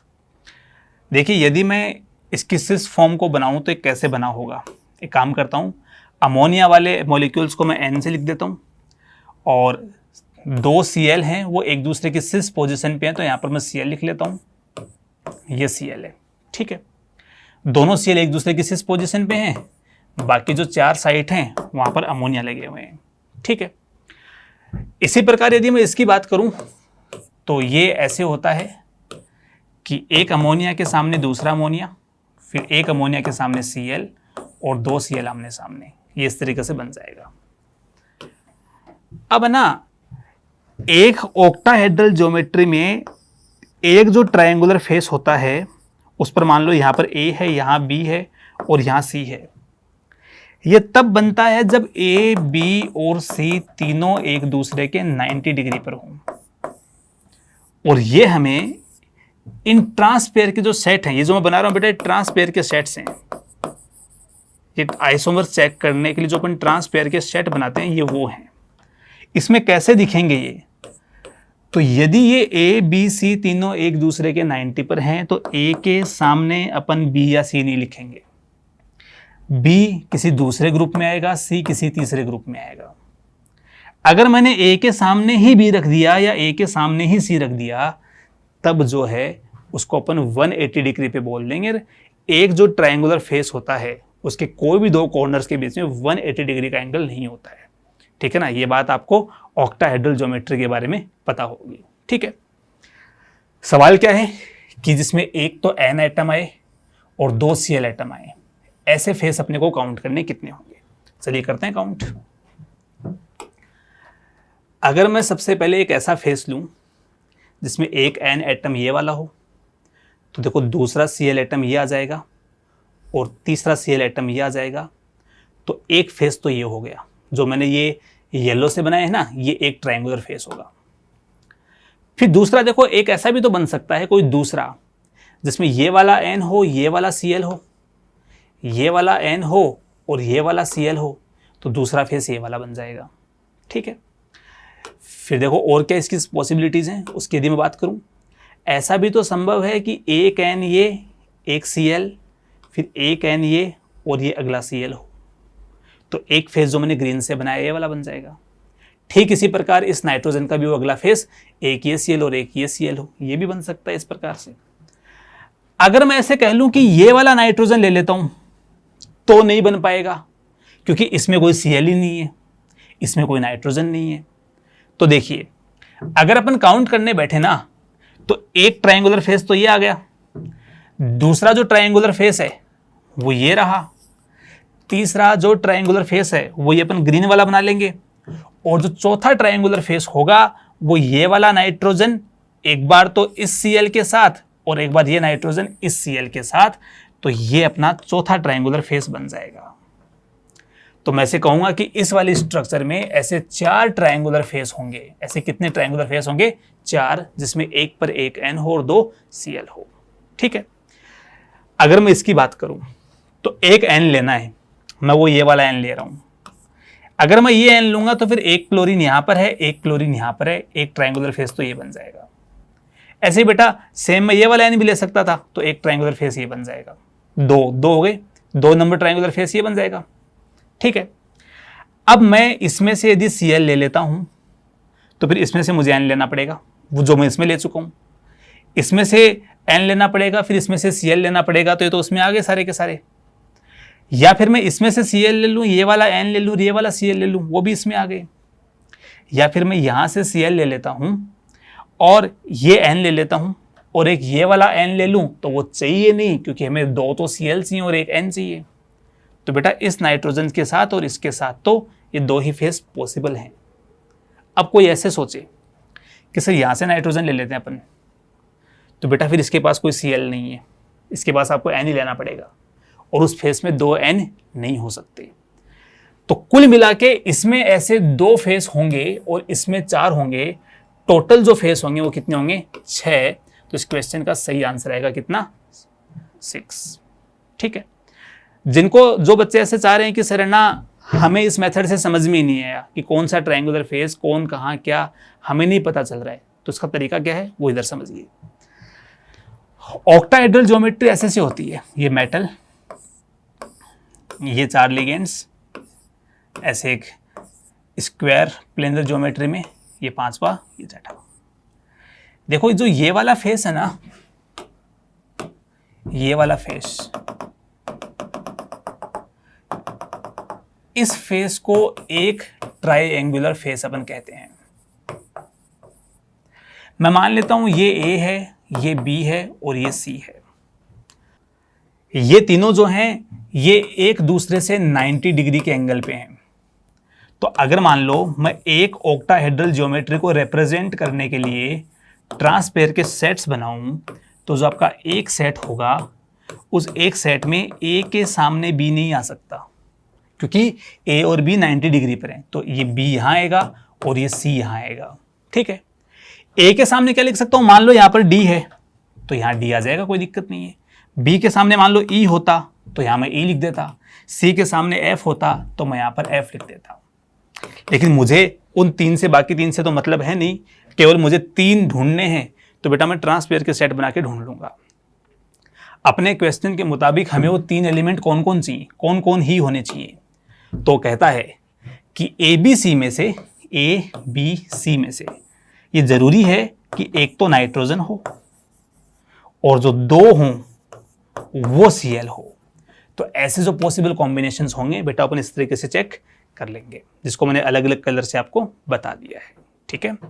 तो question जो था ये कोऑर्डिनेशन कंपाउंड्स की isomerism वाले टॉपिक से क्वेश्चन बिलोंग करता था। थोड़ा सा डिफिकल्ट बनाने के लिए इसने सीधे सीधे नंबर ऑफ आइसोमर्स पूछने की बजाय आपको कोई एक आइसोमर देके उसमें ट्रायंगुलर फेस काउंट करवा दिए। ठीक है। Next question number 14। इस क्वेश्चन में following reaction sequence major product X and Y are acyclic monomers, मतलब भाई कोई अपन से पॉलीमर बनवाना चाह रहा होगा, इसके मोनोमर्स अपने को दे दिए हैं। पहले बेटा CH3I लिया, तो मैं रिएक्शंस यहाँ लिखना शुरू कर देता हूँ। CH3I, उसमें डाला आपने KCN, तो CH3CN बन जाएगा। KCN है तो फिर जो कार्बन है वो अटैक करेगा और CH3CN यहाँ पर बन जाएगा। नेक्स्ट स्टेप में इसका एसिडिक हाइड्रोलाइसिस करवाएंगे, तो CH3COOH कार्बोक्सिलिक एसिड बन गया। फिर जब अपन रेड फॉस्फोरस डालेंगे Br2 के साथ, तो इसकी अल्फा जो पोजीशन होगी वहाँ का H हट के Br लग जाएगा और जो रिएक्शन होगी वो HBZ रिएक्शन होगी, हेल-वोल्फार्ड जेलिंस्की रिएक्शन हो जाएगी। ठीक है। फिर जब आप इसमें अमोनिया डालोगे, एक्सेस में अमोनिया डालोगे, तो बेटा एक्सेस में अमोनिया डालने का मतलब है एक तो यहाँ पर NH2 लग जाएगा और एक C डबल बॉन्ड O के साथ जो एक कार्बोक्सिलिक एसिड है वो अमोनिया के साथ मिलके एमाइड बना देगा। ये अपना प्रोडक्ट X बन चुका है। ठीक है। अब दूसरा इसने बोला हमारे पास एक कैप्रोलैक्टम है। अब कैप्रोलैक्टम क्या है उसकी स्ट्रक्चर अपन बनाते हैं। तो कैप्रोलैक्टम होता है एक 7 मेंबर्ड एमाइड, 1 2 3 4 5 6 7। हमें कह रहा है उसका हाइड्रोलाइसिस करवाइए, तो जब मैं उसका हाइड्रोलाइसिस करवाऊंगा तो यहां से बॉन्ड ब्रेक होगा और ये ब्रेक होके बना देगा COOH और इस तरफ बन जाएगा NH2 और बीच में 1 2 3 4 5 1 2 3 4 5 5 CH2 ग्रुप होंगे और ये बन जाएगा Y। ठीक है। तो X और Y अपने पास आ गए। अपन से पूछा गया है कि यदि अपने पास 500 मोल X के हों और 500 मोल Y के हों और वो कंप्लीटली रिएक्ट कर जाएं जिससे एक मोल एक बायोडिग्रेडेबल एसाइक्लिक कोपोलीमर Z बन जाए, तो पूछा है कि Z की अमाउंट ग्राम्स में कितनी होगी। तो बेटा क्वेश्चन क्या बना है उसको देखिए। हमारे पास एक तो ये है, यहां पर जो है C double bond NH2 CH2 और यहां पर NH2 है। 500 मोल्स तो हमारे पास इसके हैं प्लस NH2 ग्रुप CH2 और COH है, 500 मोल इसके हैं। इन दोनों को आपस में ज्वाइन करके हमें जो है एक बायोडिग्रेडेबल टाइप का जो पॉलीमर है वो बनाना है। ठीक है। तो ये बनाने के लिए ना अपने को ये देखना पड़ेगा कि ये जो आपस में रिएक्शन है वो किस तरीके से होगी, कौन किससे रिएक्शन करेगा। तो आप ऐसे देख सकते हो कि देखो यहाँ पर कार्बोक्सिलिक जो COH ग्रुप है वो दूसरी जो मोनोमेरिक यूनिट आएगी उसके NH2 के साथ रिएक्शन कर लेगा, ये इस कार्बोक्सिलिक एसिड से रिएक्शन कर लेगा। ये जो NH2 ग्रुप है, सॉरी कार्बोक्सिलिक एसिड नहीं है यहाँ पर बेटा, एक सेकेंड, इसमें आपको हीट नहीं दिया हुआ, तो इसमें ना ये जो प्रोडक्ट बनेगा ये OH ही बनेगा। यहाँ पर OH क्यों बनेगा, इसका कारण ये है कि अपने को साथ में हीट नहीं दिया हुआ है और बिना हीट के जो है वो कार्बोक्सिलिक एसिड और अमोनिया मिलकर एमाइड का फॉर्मेशन नहीं करते हैं। तो यहाँ पर ये OH होगा और यदि ये OH है तो इसमें फिर अपन बोल देंगे कि यहाँ OH आएगा, यहाँ पर OH आएगा। ठीक है। ये मिलकर क्या पॉलीमर बनाएंगे, यदि अपन वो बनाएं तो ऐसे कहेंगे अपन कि NH फिर CH2 C double bond O, यहाँ पर NH फिर CH2 होल 5 फिर आपका C double bond O and so on, ऐसे चलता रहेगा और ये एक पॉलीमर अपना बन जाएगा। कितने H2 मॉलिक्यूल बाहर निकलेंगे, तो यदि ये दो यूनिट आपस में ज्वाइन होती ना तो इससे एक H2 बाहर निकलता। यदि यहाँ कोई तीसरी यूनिट जुड़ती तो 2 H2 बाहर निकलते। हमारे पास बेटा 500 और 500 टोटल 1000 यूनिट्स हैं, उसमें से जब मैं उनको कंडेंस करके H2 बाहर निकालूंगा तो टोटल 999 H2 बाहर निकलेंगे। मतलब अगर मैं इसके मोलर मास की बात करूं, ये जो बायोडिग्रेडेबल पॉलीमर बन रहा है ना, अगर मैं इसके मोलर मास की बात करूं तो मेरे पास 500 यूनिट्स जो है ना वो तो X है, तो बोल दूंगा 500 into molar mass of X plus मैं बोल दूंगा 500 into molar mass of Y, ये आपका Y है। उसमें से बेटा मुझे 999 इंटू 18 माइनस करना पड़ेगा। ये क्यों माइनस करना पड़ेगा? क्योंकि इतने वहां से वाटर मॉलिक्यूल बाहर निकल रहे हैं। ठीक है, जब अपन इसको सोल्व करेंगे, सोल्व करने के लिए बेटा हमें इनके मोलर मास चाहिए होंगे। तो नाइट NH2 है, CH2 ग्रुप है, COH है, और ये वाले में बेटा NH2 CH2 होल 5 COH है। जब आप इनके मोलर मासेस की वैल्यू पुट करेंगे तो इसका आंसर जो आएगा यहाँ से वो आएगा 85,018 जो ग्राम पर मोल इसका मोलर मास आ जाएगा। ये होगा इस क्वेश्चन का आंसर। ठीक है, तो ओवरऑल क्वेश्चन क्या था, ध्यान से सुनिए। सबसे पहले ये जो CN माइनस है वो इस पर अटैक करके SN2 रिएक्शन करवा देगा। फिर इस CN का एसिडिक हाइड्रोलाइसिस हो गया, रेड फॉस्फोरस Br2 जो है HBZ रिएक्शन के थ्रू ये बना देगा। एक्सेस ऑफ अमोनिया डाल के पहले अपन Br हटाएंगे यहाँ से। मैं इसको एमाइड भी बना देता यदि यहाँ पर हीट दिया हुआ होता, लेकिन हीट नहीं है इसलिए अपना X यही है। ठीक है, फिर इसको अपन कैप्रोलैक्टम बोलते हैं, alpha beta gamma delta epsilon, तो इसको अपन एप्सिलॉन कैप्रोलैक्टम बोल देंगे। इसके एसिडिक हाइड्रोलाइसिस से ये बन जाएगा। 500 मोल इसके और 500 मोल X को मिला के जो है वो अपन एक पॉलीमर बना देंगे जिसका मोलर मास अपन इस तरीके से कैलकुलेट कर लेंगे। यदि आपको ये वाली चीज़ क्लियर नहीं हुई है कि मैंने वो 999 बाहर क्यों निकाला, तो ऐसे समझिए, एक यूनिट ये और एक यूनिट ये मिलाने पर एक H2 बाहर निकलता है। जब थर्ड यूनिट इसकी आएगी दोबारा, इस वाले की जब थर्ड यूनिट यहां पर दोबारा आएगी तो 2 मोल H2 बाहर निकलेगा। ऐसे जितनी यूनिट्स आपस में जुड़ती जाएंगी उतने ही H2 बाहर निकलेंगे। तो टोटल 2 से 1 बाहर निकला, 3 से 2, तो 1000 से कितने बाहर निकलेंगे? 999। ठीक है, नेक्स्ट क्वेश्चन। अब जो स्टेम वाले क्वेश्चन है अपन उनकी बात करते हैं।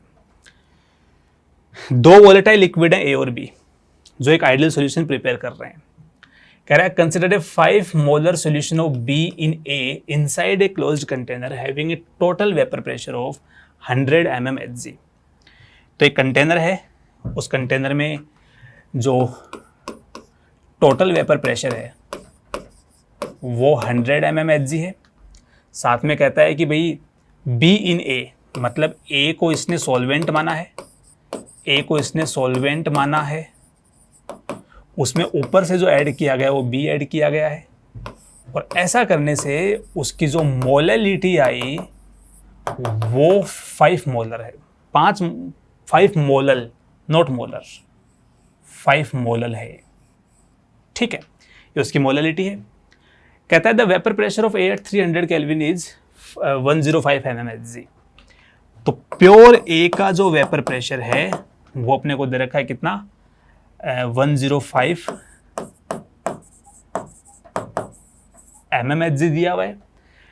Assume that A and B behave as a ideal gas in vapour phase. दोनों के मोलर मास दे दिए।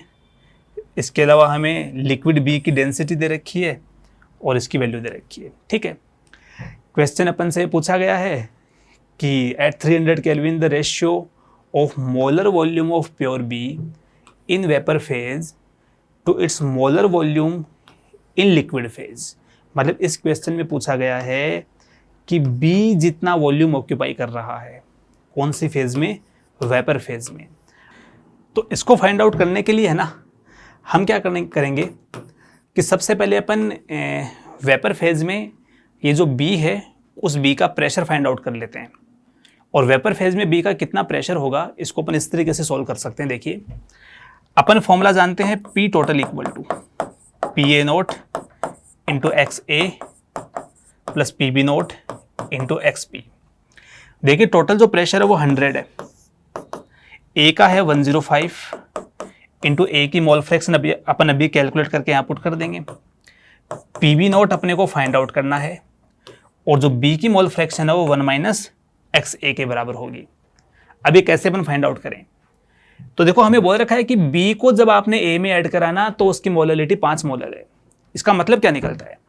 इसका मतलब ये निकलता है कि यदि मेरे पास 1000 ग्राम A है तो उसके अंदर 5 मोल B मौजूद है। ठीक है, तो यहां से अगर मैं लिखूं इस A की मोलैलिटी तो A के मोल्स कितने आएंगे? A के मोल्स आएंगे 1000 अपॉन A का मोलर मास कितना है? वो है 50 अपॉन 1000 अपॉन 50 प्लस बी के मोल कितने 5। ठीक इसी प्रकार अगर मैं बी की मोल फ्रैक्शन की बात करूं तो मान लो अपने को बी के जब मोल दे ही रखे हैं तो अपन डायरेक्ट भी कर सकते हैं कैलकुलेट। बी के जो मोल्स हैं वो 5 हैं अपॉन 5 प्लस 1000 अपॉन कितना हो जाएगा यहाँ पर 50। चलिए इसको अपन सोल्व जब करेंगे तो देखो ये इससे कैंसिल आउट होकर यहाँ पर कितना हो जाएगा 20, तो ये 5 अपॉन 25 आएगा और ये 20 अपॉन 25 आएगा।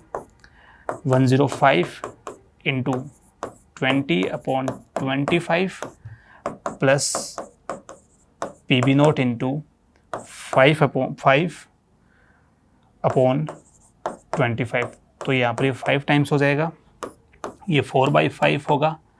इन सबको सोल्व करने पर यहाँ पर जो पी बी नोट की वैल्यू आएगी वो आ जाएगी 80 mmHg। ये अपना बी का प्रेशर आ गया। अब इससे अपने क्वेश्चन का आंसर कैसे है उसके लिए एक चीज ध्यान से पढ़िए।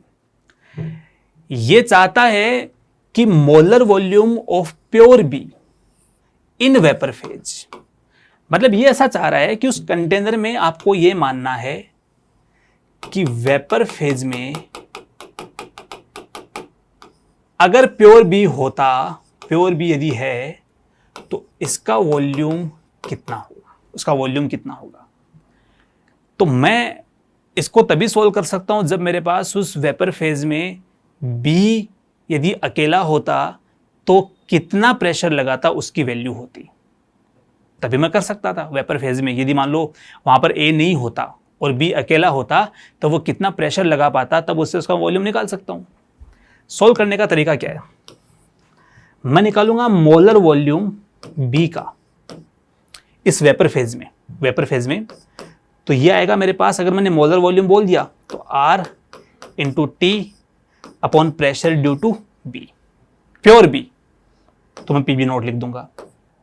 आर की वैल्यू अपन कितनी पुट करें, तो आर जो है अपन वो ले लेंगे 0.08, कुछ वैल्यू दे भी रखी होगी इसमें, तो आर हमें 0.08 लीटर एटम लेने को बोल रहा है। ठीक है, टेम्परेचर इसके अंदर कितना है, टेम्परेचर हमें इस क्वेश्चन में जो है 300 केल्विन दिया हुआ है, तो ये 300 केल्विन होगा। अपॉन इसकी वैल्यू 80 mmHg है, तो उसको मैं 760 से डिवाइड कर देता हूँ। ठीक है, इसको अपन सोल्व कर लेंगे, तो ये 8 हो जाएगा, ये इससे 10 टाइम्स कैंसिल आउट, वो इससे कैंसिल आउट हो गया। तो 76 को जब अपन 3 से मल्टीप्लाई करेंगे तो यह आ जाएगा 228 लीटर। 228 लीटर जो है वो इसका आंसर आ जाएगा। ठीक है, इस 228 लीटर जो आंसर है वो बेटा वो बी का वॉल्यूम आया है वेपर फेज में। हमें आंसर देने के लिए इसके लिक्विड फेज का भी वॉल्यूम चाहिए, और लिक्विड फेज का वॉल्यूम बहुत आसानी से आ जाएगा। कैसे, इस डेटा से मेरे पास लिक्विड बी के 1 मोल का मास है और लिक्विड बी की डेंसिटी भी है, तो यहां से मैं बोल दूंगा volume of be in liquid phase, और वो किसके बराबर आएगा, वो आ जाएगा मास अपॉन डेंसिटी। इसके 1 मोल का मास है 57 अपॉन डेंसिटी है 0.5, तो जब आप इसको सोल्व करेंगे 57 अपॉन 0.5 को जब आप सोल्व करेंगे तो इसको 2 से मल्टीप्लाई करने पर कितना आएगा, ये आ जाएगा 114। ये इसका जो इतना लीटर आ जाएगा, इतनी वैल्यू आ जाएगी। कौन से, 1 मिनट, लीटर नहीं आएगा, शायद ml में आएगा। ये ग्राम था और ये ग्राम पर ml है, हाँ तो ये ml आ जाएगा। ये लिक्विड फेज में आ गया। तो बेटा क्वेश्चन का आंसर क्या आएगा, वेपर फेज में 228 लीटर था, तो 228 लीटर अपॉन 114 ml, सोल्व करने पर आ जाएगा 2000। ये इनके रेशियो की वैल्यू आ जाएगी। तो ये जो क्वेश्चन था ये भी उसने बहुत अच्छा सवाल पूछा है।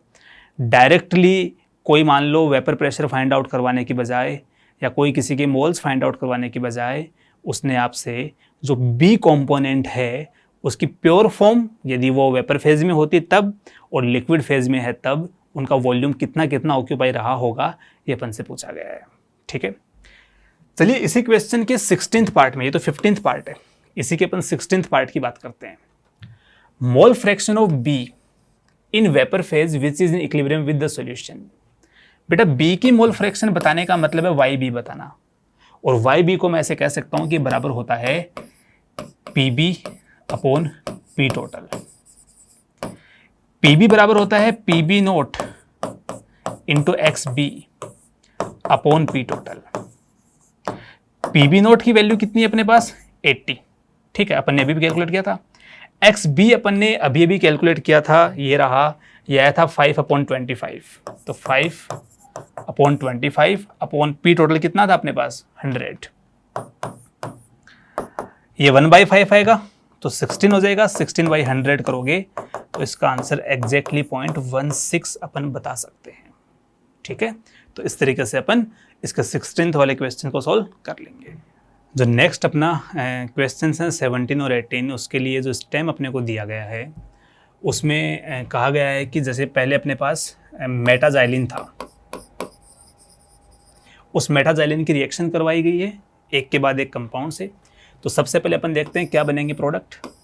तो बेटा सबसे पहले उसमें मेटाजाइलिन के साथ में रिएक्शन जो करवाई गई है वो करवाई गई है Cl C double bond O CH2Cl AlCl3 की प्रेजेंस में।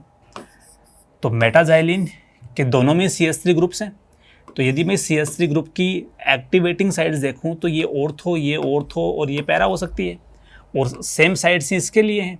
लेकिन यहाँ अपन लगाएंगे नहीं क्योंकि क्राउडिंग बढ़ जाएगी, तो यहाँ लगा दो या फिर यहाँ इनकमिंग इलेक्ट्रोफाइल को लगा दो, दोनों सही हैं। तो इसमें बनेगा CH2 C double bond O CH2Cl, क्योंकि ये जो पोजीशन है ये यहाँ अटैक करके इस बॉन्ड को ब्रेक करके वापस आके इसको बाहर निकाल देगी जब AlCl3 को अपन एक लेविस कैटालिस्ट के रूप में यूज करेंगे तब, ठीक है। अगले स्टेप में इसकी रिएक्शन NaI से करवाई गई है।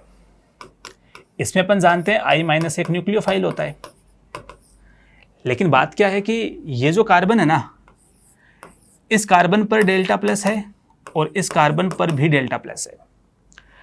इस कार्बन पर ये I- अटैक तो कर देगा, लेकिन C डबल बॉन्ड जब वापस आएगा तो उस I- को अच्छे लिविंग ग्रुप होने की वजह से वापस बाहर निकाल देगा। दूसरा, ये वाला जो कार्बन है ये बिलोंग करता है अल्फा कार्बोनिल हैलाइड से, अल्फा कार्बोनिल एल्काइल हैलाइड से। और आपको याद होगा ये वाले सबस्ट्रेट्स बहुत अच्छी SN2 देते हैं, उनकी रेट बहुत ज़्यादा होती है। तो फिर ये जो I- है ये इस पर अटैक करके इसको बाहर निकालेगा। तो यहाँ पर methyl group, methyl double bond O CH2 और I, ठीक है। फिर जो नेक्स्ट अपना रिएजेंट है वो है फिनोक्साइड आयन है, एक सोडियम फिनोक्साइड है, उसकी मेटा पोजीशन पे NO2 दिया हुआ है। तो अगेन ये एक न्यूक्लियोफाइल है, तो ये इस पे अटैक करके SN2 रिएक्शन के द्वारा इसको बाहर निकाल देगा। तो फिर बना क्या यहाँ से, ये बनेगा जो प्रोडक्ट है, इसको मैं यहाँ बना देता हूँ। ये प्रोडक्ट बनेगा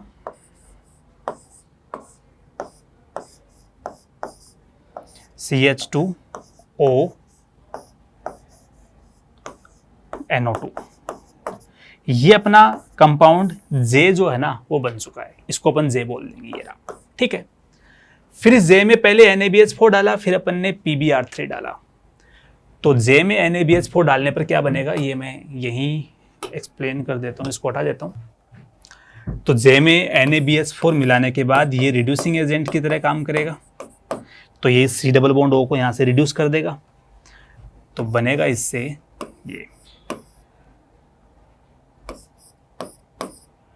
ये OH बन जाएगा, ठीक है।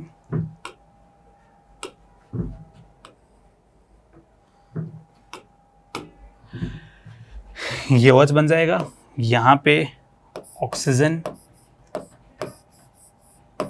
और ये आ जाएगा NO2, ठीक है।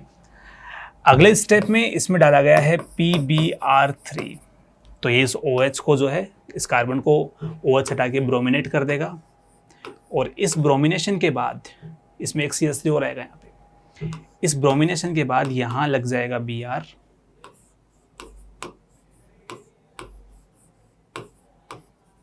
ये NO2 बन जाएगा, और ये जो अपना प्रोडक्ट है ये बन गया के। ठीक है, ये जो के बना है ना, इसके बाद दो रिएक्शंस करवाई गई हैं। पहला, इस के में एक्सेस में अमोनिया डाल के एल बनाया गया है जो एक नाइट्रोजन कंटेनिंग कंपाउंड है। दूसरा, इसमें PHS माइनस Na+ मिला के एक सल्फर कंटेनिंग कंपाउंड M बनाया गया है। तो यदि मैं इसमें अमोनिया ऐड करूंगा एक्सेस में, तो अमोनिया जो होगा वो केवल और केवल इस Br को यहां से रिलीज करवा के यहां पर जो है NH2 लगा देगा।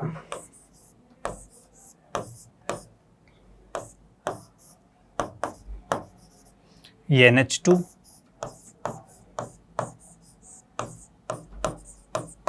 ये कंपाउंड जो है अपना L बन जाएगा यहाँ पे।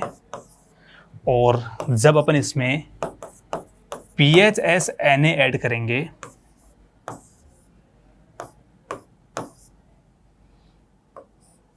तो यहाँ पर सल्फर पीएच जुड़ जाएगा और इसके साथ जो है ऑक्सीजन और NO2 लग जाएगा। ये अपना कंपाउंड M बन चुका है। ये तो अपन ने जो रिएक्शंस अपने को दी हुई थी इस सीक्वेंस में, वो सारे अपन ने प्रोडक्ट्स बना लिए। ठीक है, अब अपन एक एक करके क्वेश्चंस के आंसर देते हैं। जैसे सबसे पहले अपन क्वेश्चन नंबर 17 की बात करते हैं। जो 17 नंबर क्वेश्चन है ना, वो कह रहा है कि the volume of 1 molar aqueous H2SO4 required to completely neutralize the ammonia evolved from 5.72 gram of L in Zeldal method of nitrogen estimation। देखिए, जब अपन नाइट्रोजन का एस्टिमेशन करते हैं तो दो मेथड यूज करते हैं, एक जेल्डाल्स मेथड और एक ड्यूमास मेथड। जेल्डाल मेथड में क्या करते हैं कि अपन उस कंपाउंड को किसी ऑक्सीडाइजिंग एजेंट की हेल्प से उसका जो नाइट्रोजन कंटेंट होता है, ठीक है, सॉरी ऑक्सीडाइजिंग नहीं, उस कंपाउंड की अपन रिएक्शन करवाते हैं कॉन्सेंट्रेटेड H2SO4 के साथ। और जब अपन ये रिएक्शन करवाएंगे तो उसमें NH2 ग्रुप जो होता है वो NH2 ग्रुप H2SO4 के साथ रिएक्शन करता है। तो कितना वॉल्यूम H2SO4 का चाहिए होगा, इसका आंसर हम तब दे पाएंगे जब हमें यह मालूम होगा कि उस कंपाउंड के एक मोल में कितने NH2 ग्रुप हैं। और जब आप ऐसा देखोगे तो इसमें देख सकते हो कि कंपाउंड जो आपका L था उसके एक मोल में एक NH2 ग्रुप है। ठीक है, अब हमें जो है इस कंपाउंड का मोलर मास पता लगाना पड़ेगा उसके लिए। तो इस कंपाउंड का मोलर मास आता है 280, आई थिंक 280 आता है, 286 ग्राम पर मोल आएगा। इसका मोलर मास आएगा 286 ग्राम पर मोल। ठीक है, तो इतना इसका मोलर मास है। हमसे पूछा गया है कि इस कंपाउंड के 5.72 ग्राम की रिएक्शन यदि मैं H2SO4 से करवाऊं तो कितना उसके अपने को वॉल्यूम चाहिए। तो बहुत सिंपल है, मैं ऐसे कह दूंगा इसमें इक्विवेलेंट ऑफ H2SO4 बराबर कर दूंगा equivalent of NH2 group from the compound L। इसके इक्विवेलेंट वेट कितने आएंगे, इसकी मोलरिटी कितनी है 1, वॉल्यूम V मान लेता हूं मैं, ml में मान लेता हूं वॉल्यूम, ठीक है, अपॉन 1000 इंटू इसका जो n फैक्टर है वो n फैक्टर कितना हो जाएगा इसका 2। जो आपका कंपाउंड L है उसका मास हमें 5.72 ग्राम दिया है, तो 5.72 अपॉन उसका मोलर मास कितना है वो है 286 इंटू इसका n फैक्टर। अब n फैक्टर कैसे देखेंगे, तो देखिए इस कंपाउंड के एक मोल में एक ही NH2 है, मतलब इसमें एक ही जो है बेसिक साइट, ऐसे समझ लीजिए आप, एक ही लोन पेयर है, वो एक ही H+ उससे एक्सेप्ट कर सकता है। तो यहां पर मैं मल्टीप्लाई कर दूंगा 1 से। ठीक है, इसको अपन सोल्व कर लेते हैं। तो इसको सोल्व करने पर आएगा 0.02 और जब आप इसको इससे सोल्व करोगे तो 0.01 आएगा। तो यहां से इसका जो वॉल्यूम आएगा ml में वो आ जाएगा 10 ml। तो क्वेश्चन नंबर 17 का जो आंसर होगा वो 10 ml होगा। ठीक है, बात करते हैं इस क्वेश्चन के सेकंड पार्ट की, मतलब 18th नंबर क्वेश्चन की। कहता है कि यदि आप कैरियस मेथड से इसका एस्टिमेशन करते ना तो कितना अमाउंट बनता BaSO4 का यदि आप उसका कंपाउंड M का 3.79 ग्राम लेते। बेटा जो कंपाउंड M होता है इसका मोलर मास 379 ग्राम पर मोल होता है, 379 ग्राम पर मोल होता है।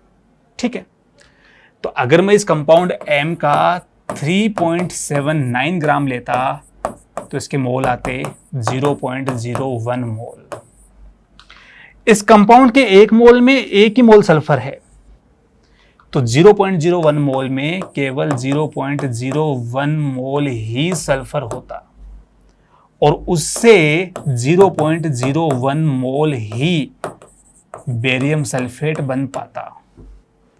हमसे पूछा गया है कि भाई कितना मास बनेगा, ग्राम में पूछा उसका, कितना वेट होगा उसका, तो मैं बोल दूंगा weight of barium sulphate produced equal to its mole into its molar mass, that is 333। Solve करने पर आंसर आएगा 3.33 ग्राम। ये इसका आंसर है। तो इस प्रकार हमने इस पूरे सेशन में देखा कि कैसे जो है पेपर 2 के क्वेश्चंस पूछे गए थे जे एडवांस 2026 में केमिस्ट्री वाले पार्ट से। ओवरऑल मैं कहूँगा यदि जिन बच्चों ने पेपर 1 सॉल्व कर लिया है पहले, ठीक है, और पेपर 1 यदि आपने देखा है तो पेपर 1 की तुलना में पेपर 2 लेंदी भी था, डिफ़िकल्ट भी था। क्वेश्चंस बहुत बढ़िया क्वेश्चंस इससे पूछे गए थे, ठीक है। तो आई होप आपको हर एक क्वेश्चन की जो एक्सप्लेनेशन है वो अच्छे से समझ में आई होगी, ठीक है। जिन बच्चों ने अभी तक पेपर 1 के सॉल्यूशंस नहीं देखे हैं या और फिजिक्स या मैथ्स में किसी क्वेश्चंस में डाउट हैं तो वो उसके वीडियोज़ भी अपलोड हो चुके हैं, आप उनको भी जाके ज़रूर देख सकते हैं, ओके।